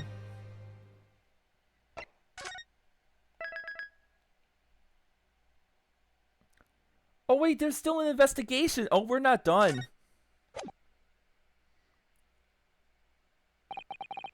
The unexpected halt of proceedings sent a clamor around the courtroom. But outside the Bailey, where Londoners knew nothing of the secret trial within, it was a typical still night. Then, at a little past 8 o'clock that evening, Mr. Sholmes and his partner returned to Baker Street. Oh my god, look at the feast! So we're not done! Oh my goodness. We have returned, my dear fellows. Welcome back to Bryn. Thank you for your timely help. Think nothing of it. I believe you've had an even more wearing day than Mikotoba and I know. You could say that. We were on the brink of defeat in court earlier.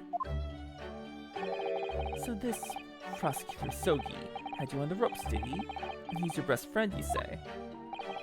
Well, he's not really the man I knew in Japan anymore. Kazuma's changed. Mr. Hodo. I mean, it's incredible.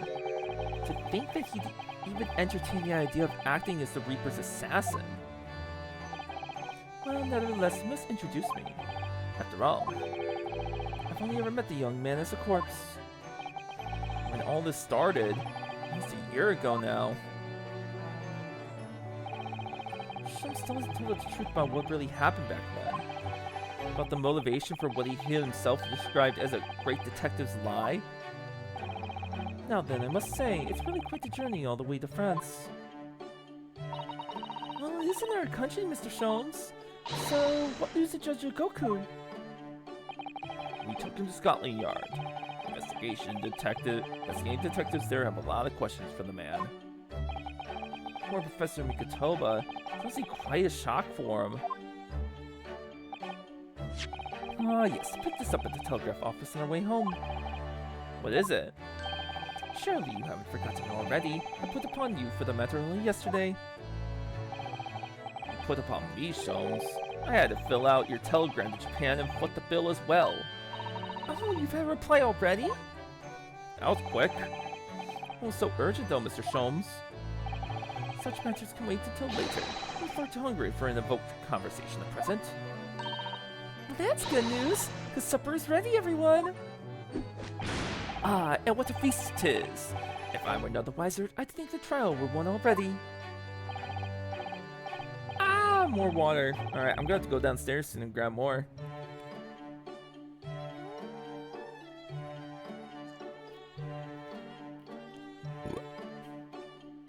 Me. I swear I burp every time I drink water. That's not natural. What do you mean? Oh yeah, you're kind of right. Wait, what the hell is kidney pie? What the hell is kidney pie? Stretch. Roast beef, kipper, stew, steak, and kidney pie. Yorkshire pudding. Tomorrow could be a very long day, so eat up. In that case, I think I'll seat myself just here. This place appears to be the only one set with a helping of pheasant as well. Oh, sorry, Hurley, not there. Steak and kidney pie is a popular British dish. Savory pie filled principally with a mixture of diced beef, diced kidney, and onion. Contents generally similar to those steak and kidney puddings. No, Guthix, calm down! Oh my goodness. Why have a nut? Are we in set places this evening? Yes, and that place is for Susie's daddy. For me? That's right. I mean, especially for you, Professor Mickey. Professor Mickey? See, it's truly kind of you. It's a shame, really. What do you mean? Well, for a brief moment, I believed it. Susie and I were half sisters, I mean. Oh. What? Iris, do you mean? Yes, I know now. I overheard yesterday. Super listened in on a conversation you had after I tricked you all into thinking I'd left. Oh. What? Oh my god, Sholmes! Welp. The misunderstanding arose because of that autopsy report from 10 years ago. But actually, it turned out that neither Dr. Wilson nor Professor Mikotoba are Iris's father. Really? Oh! Another twist! So it's not Mikotoba either.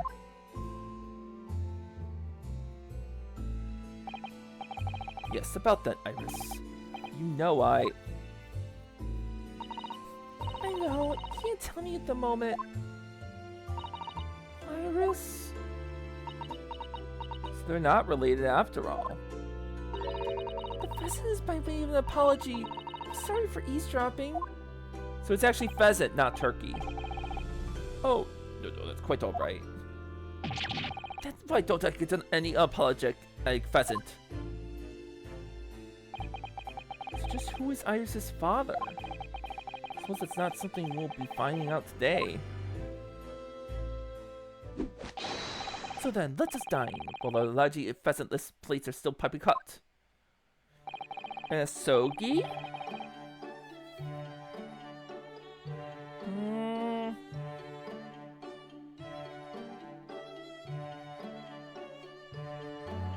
I don't know. Who knows at this point? A fine idea, Sholmes. Looks absolutely delicious. Eat as much as you like. There are only seconds. Last chance to ask questions before tomorrow's trial. about that telegram from Japan and about Kazuma. Can't let this opportunity slip away.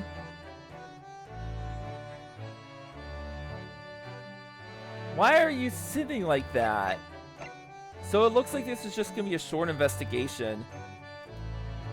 But I think in that case, once I'm done with this investigation, I think I'll just end stream and then we'll do the last court case on the next stream. Depending on how long this goes. Is that? Oh, really? There's not really anything to look at this time. Huh.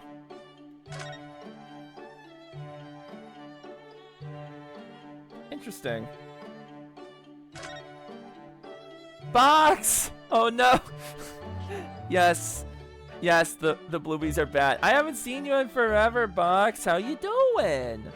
Hope you're doing good. Mr. Sholmes, what are you doing? Oh no, Sholmes! Surely it's abundantly clear that I wasn't brooding over Mikatoba's refusal to share his pheasant with me. Nevertheless, oh no. There's not a lot of walls to be hiding in. Blah. I'm doing good. Still back recovery, but I'm doing better.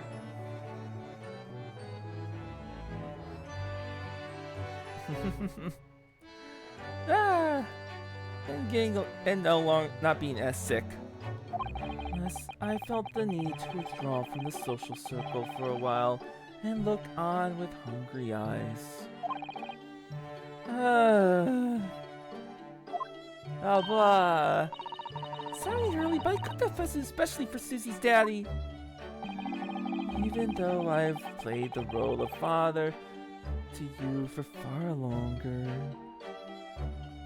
I wish I could stop being sick.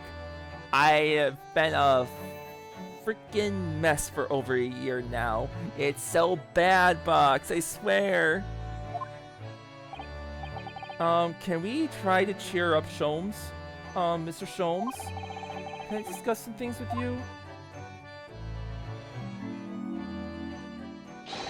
Certainly, my dear fellow. I found myself quite in the mood for a spell of conversation. Well, that was a mood change.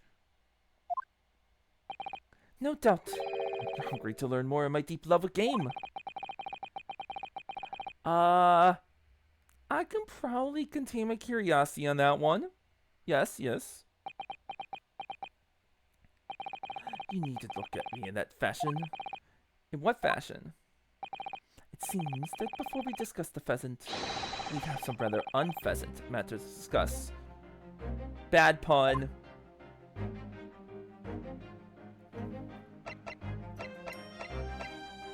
Oh, do I have that stuff in the court record now? I do. Kill? Oh no. Okay, so evacuators drill notice. Following departure from the Port Dunkirk, all crew members are required to assemble on the main deck at 10 p.m. in order to review evacuation procedures. Drill will take 20 minutes. Oh. 20-minute window to hide the body. Maybe.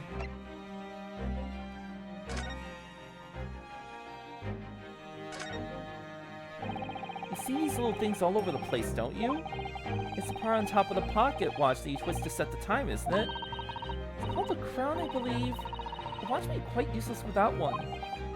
Crown? Like what sits on top of a monarch's head? That's pretty grinding for such a tiny part. Actually, yes, Mr. Naruhodo? This is a crown. I have a feeling I might have seen a monarch around here, someone with a very bare head. It is. What do you mean pocket watch? Then I'm quite sure you have.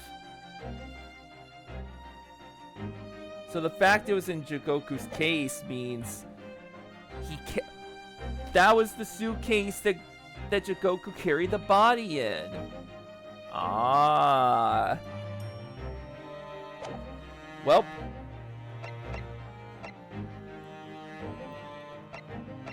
Guess we'll just talk now. The telegram from Japan. Talk about that first. So, what was the telegram you received back from Japan then? Ah, this? I think my lucky stars had arrived in time. Record found as indicated. Duplicate follows. K. Asogi, A. Shin, T. Gregson, J. Wilson. What? Oh, those were the 4 names. Okay. So yeah. Kazuma, Asa Shin, Tobias Gregson, and John Wilson. We've come across the exact same list before. Way back at the end of the first game. That came up in an unforgettable case last spring.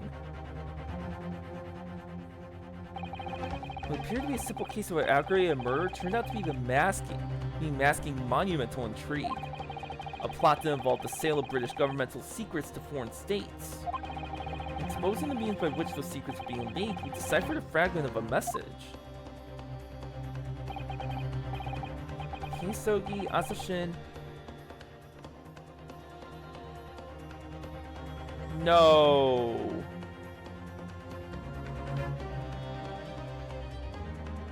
Is this all part of the organization? Is Kazuma a part of that?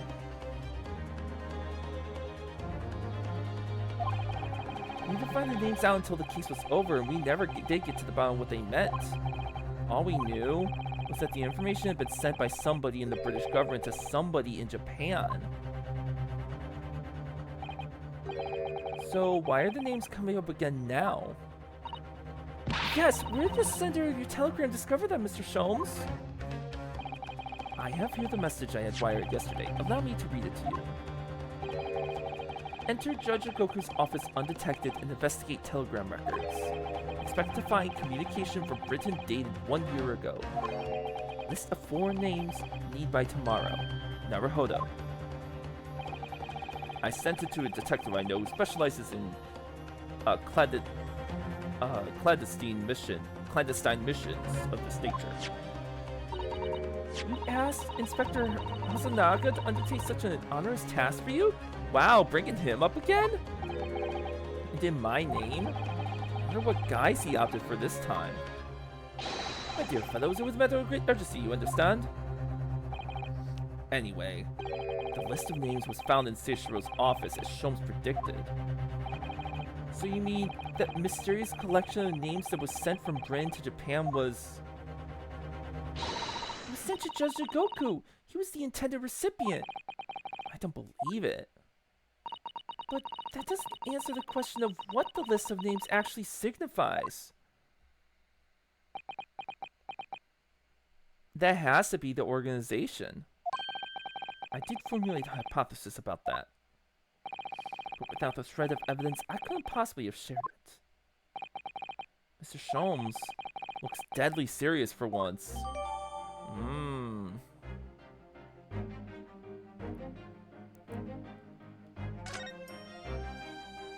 Interesting.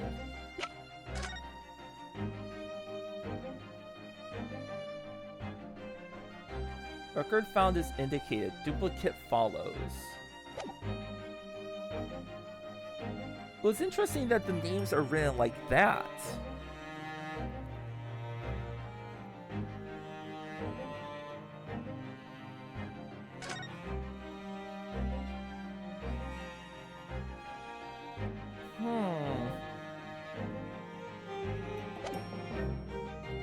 Weird. So it's going back to that list now. Kazuma's death.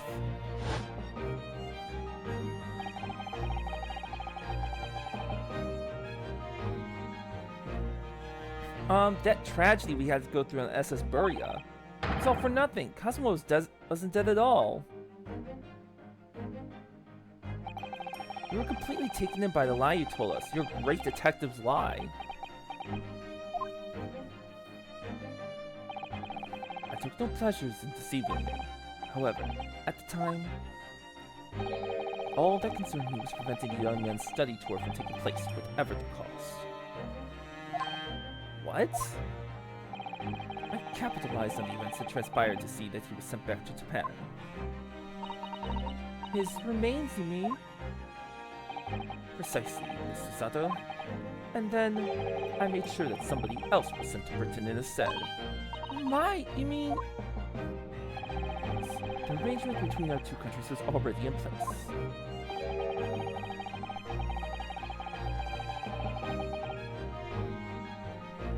Cosmo was to target Gregson? Ooh.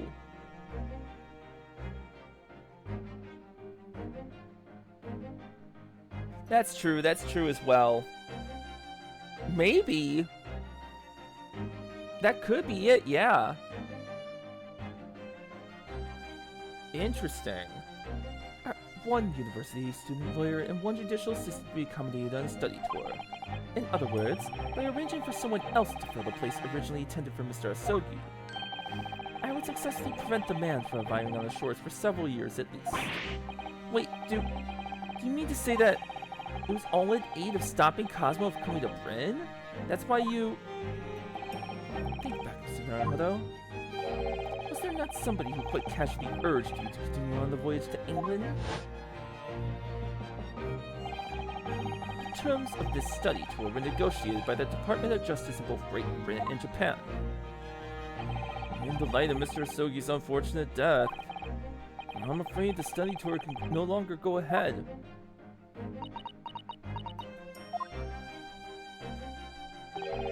My dear fellows, majority of problems have an extremely simple solution, you know? All you require is one lawyer, and the study tour can continue, surely. Oh, Sholmes did push Naruhodo to be the lawyer. There's no one else within the qualifications, Mr. Sholmes. We know of no other lawyer. The voyage to London still promises a good amount of time. Ample opportunity, I would say, to find yourselves another suitable lawyer. So he had this plan from the very beginning. So you manipulated me? I've also remarked beyond the extraordinary lengths to which friendship will drive a man. I was quite sure that you would rise to the challenge for your late friend. I don't believe it. But if it was all contrived... I mean, what happened was treated by the authorities as murder. A woman mistakenly arrested as the perpetrator. What do you suppose became of her? Naturally, I didn't allow the misapprehension to have any serious repercussions. I subsequently explained everything and assisted the unfortunate soul in finding the foreign refuge she sought. I seem to remember Mr. Sano and I had some rather strong words for her. Well, she was certainly not devoid of all guilt. She deserved every word, I'm sure. I wonder if she made it to America then. Ah. I'm afraid I simply cannot comprehend it. Why would you go to such lengths, Mr. Sholmes? Why were you so determined to stop Cosmo-sama from reaching Bryn? Yeah, I need to know this. The truth is, 12 months ago, there was already a very tangible omen of the impending tragedy, you see. Oh! An omen that, at this very moment in time, is close at hand. An omen of all these tragic events that already existed a year ago is close at hand. We need to find out exactly what Mr. Sholmes knows. What am I presenting then?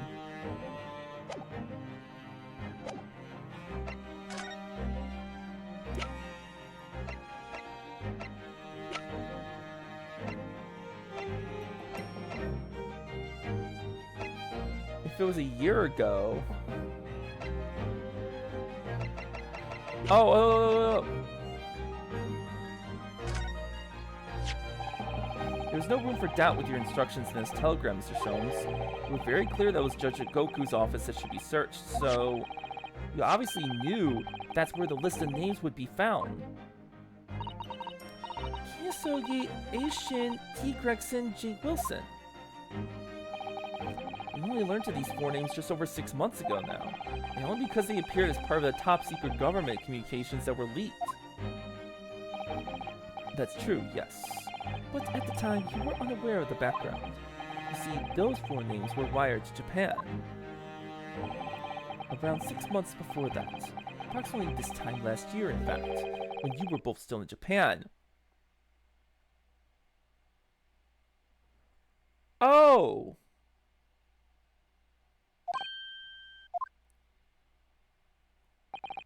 It really would... It would be hypocrisy on my part to reprove others for intercepting state secrets. Because after all, I'm perpetually eavesdropping on communications between the British and Japanese governments. Perpetually doing what? How? Never mind the details, but you should know. No secret is safe from Herlock Sholmes when he has designs on knowing it. So he just has communications between different countries. Wow. My, Mr. Sholmes, what a fabulous line! Now, 1 month after that list of warnings was wired to the recipient of Goku in Japan. Dr. John H. Wilson was murdered. Oh! As soon as I learned of the incident, a hypothesis rapidly took shape in my mind. It turned out, I was partly correct, and partly mistaken. Nevertheless, it was the beginning of all the tragic events that were to follow. Mr. Sholmes, please, tell us all you know. Tell us about these 4 names and the tragedy to which they're all somehow connected. Okay, the 4 names. As I said, when I learned of Dr. Wilson's murder in Japan, my mind immediately turned to those 4 names. Because you see, there was someone else on the list who I believe to be recently deceased. What? Who? A Shin, as it was described in Japanese script. Twink detective time? No more Twink detective. Oh my god. Well, hello, thank you for the follow. Very much appreciate it. Don't have any armors coming on. So, yeah. In actual fact, Miss Asa Shin. That was a familiar name to me. She was a professional killer well known among London's unsavory classes. Oh, I see. But she had completely vanished from existence several months before Wilson's murder. So I came to the conclusion that she had herself been killed. And accordingly, I became fearful for the lives of the remaining 2 persons on the list. Ah! Keisogi T. Gregson! Owing to her proximity, I decided to take measures to protect Gregson myself. I determined it would be safest if younger Sogi were to stay away from Britain. Ah, so that's why he went such lengths to prevent his study tour from going ahead. So he was just worried for Asoki's life. I see.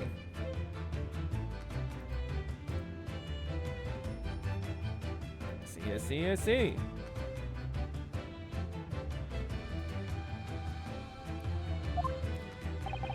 Exactly. So, you already knew who Kazuma-sama was, Mr. Sholmes? Oh yes, Sholmes and I have exchanged correspondence for years. I've recounted many tales about Soki to him in my lectures, and it is Dr. Wilson's death, of course. So, Dr. Wilson's dead then? I didn't know. Oh, Iris. I know it wasn't my daddy, but still. It's very sad. Aw. So sorry, Iris. Sholmes doesn't look 34. Oops, I skipped it. I'm so sorry, Iris. We knew the significance of the name, obviously, but we just couldn't bring ourselves to tell you. Oh. What you just told us, Mr. Sholmes, doesn't completely tie in with the facts. There's one big hole in your hypothesis. Big hole, Mr. Naruhodo? Yes. You mean about Asa Shin, I presume. Oh, of course. Exactly. She wasn't killed, was she? She was in Japan posing as a visiting student under the assumed name of Giselle Brent. Yeah. I wasn't even thinking about that the whole time. But yeah, not exactly 34, I would say. Or not looking 34.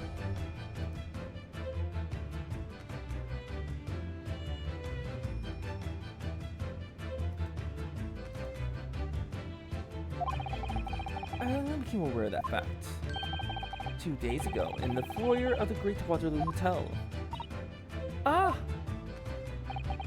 And upon hearing that startling revelation, my vast form surrounding those foreign names was completely turned topsy. What? Topsy? The Topsy hypothesis. What do you mean when you say our hypothesis was turned topsy, Mr. Sholmes? I had believed all four names on the list to be the names of victims. However, I was mistaken. Very much so. Asashin was a killer. So this telegram is the list of both victims and killers, is it? Indeed, and it would seem that Miss Shin was dispatched from Bryn with the sole intention of dispatching Dr. Wilson. Her visiting student status being merely a front. Ah! Which would of course explain why no motive could be determined for her actions. So the real reason Dr. Wilson was killed by Asashin is because he was the target of an assassination. And for with that knowledge, fresh consideration of this telegram puts the list in a very different perspective. What do you mean? Well, does it not strike you? Call it from the very start. There's another among the four who subsequently became a visiting student. Wait, you mean... Of course, a name you know only too well.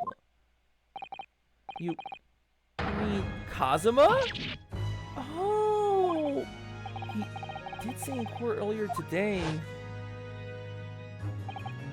Yes, on 31st October, I accompanied Inspector Gregson to Dunkirk in order to carry out a mission. And the mission was... the assassination of the Mark. Young Mr. Asogi accepted that mission a year ago now. Surely not. In conclusion, this document is a contract of sorts. An international agreement, one might say. Detailing an assassin exchange. Oh, an assassin exchange. An assassin exchange? Cosmo possibly got involved in something like that.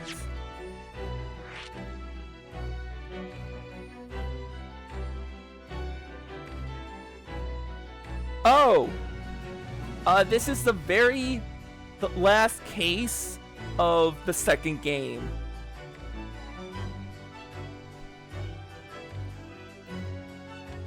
Boy, I'm sorry if you're being spoiled.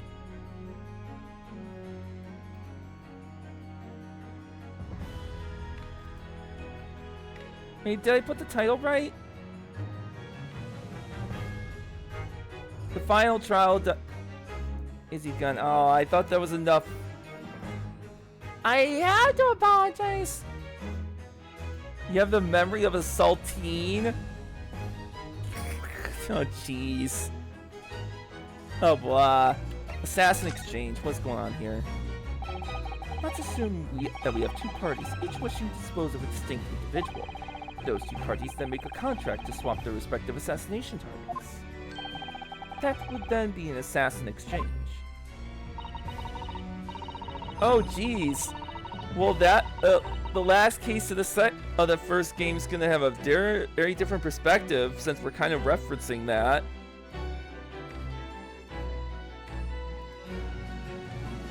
So to begin with, the British assassin is dispatched as a visiting student in Japan, where she kills her target.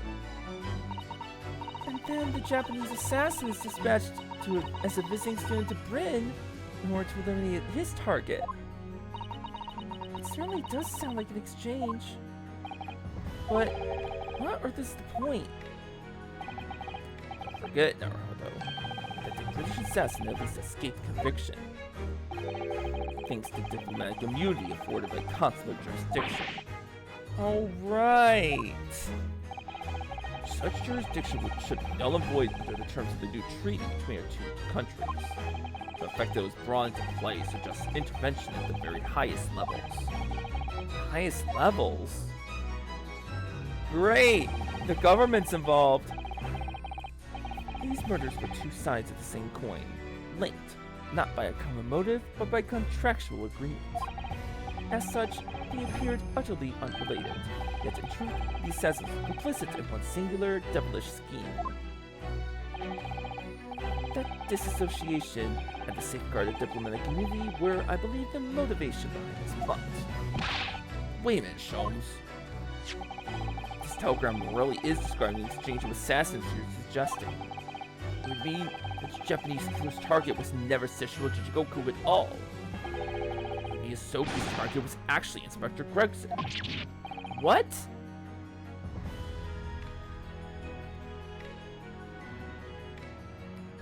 Ah, okay. Alright, that's fair. Cosmo was here for Gregson? Jigoku wasn't actually the mark? That's exactly what it would mean.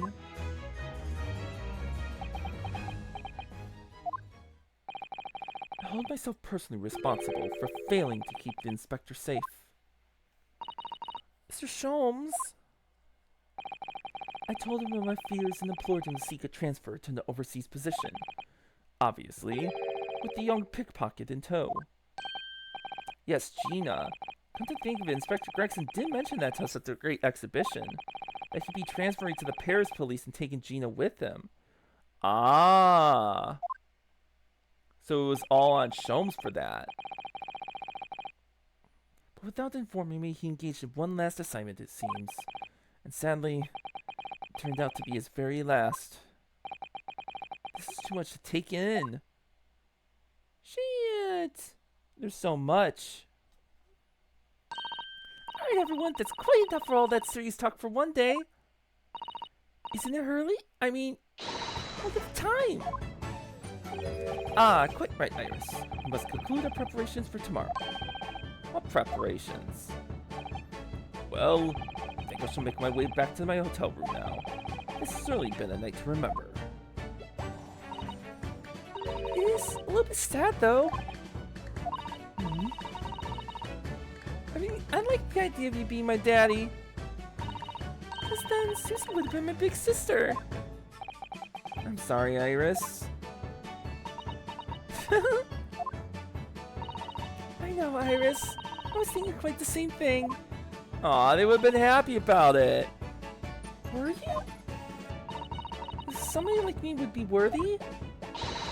Delaney could be your sister. What? Really? Yes, without question. So, you'll teach me all the ways you know to throw Bruno to the floor? Oh no. I'm in trouble. This, of course, would be my pleasure. Didn't have to agree quite so readily. Oh, but wait a minute. She's going to be my big sister. You can be my big brother if you want, Bruno. Huh? I mean, yes, of course. If you'll have me, I'll gladly be your brother. Well done, Iris. You must always be mindful of feelings. I raised you so well.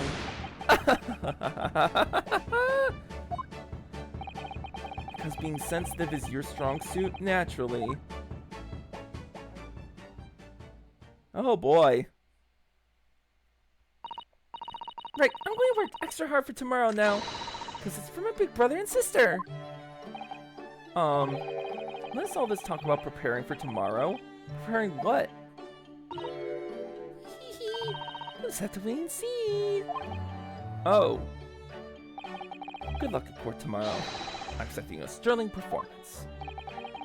I'll do my very best, of course.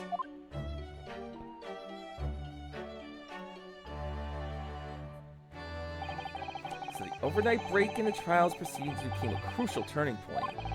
Exposing new truths while posing new conundrums. That list of 4 names on the telegram at Judge Shigoku's office. And the extraordinary assassination plot in which my best friend had somehow become involved. I felt as though I had been plunged into an even greater darkness all of a sudden. At the same time, I felt sure I would see the light again soon. With these 4 on my side. Because I was lucky enough to have the most wonderful family in the world standing steadfastly behind me. Aww. To be continued. What a wholesome way to end this. Well, this is definitely not the way I expected things to go.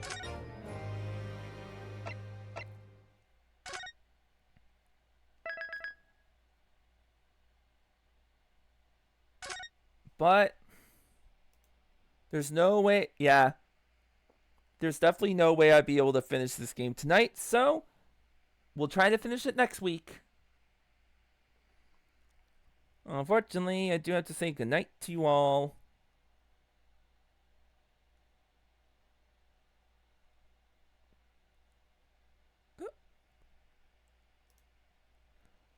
Thank you all for being here. Thank you for that follow, Bracken. Very much appreciate it. I will be live tomorrow. We're gonna continue on with more triangle strategy. Hopefully, not gonna have more fights like last time that took forever. So yeah, we got that. It'll be fun tomorrow. Let me see if I have somebody to raid.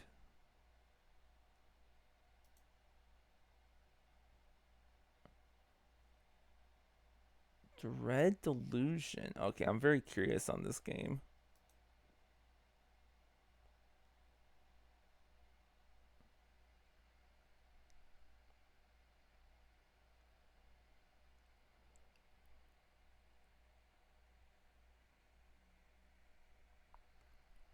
Hmm. Interesting.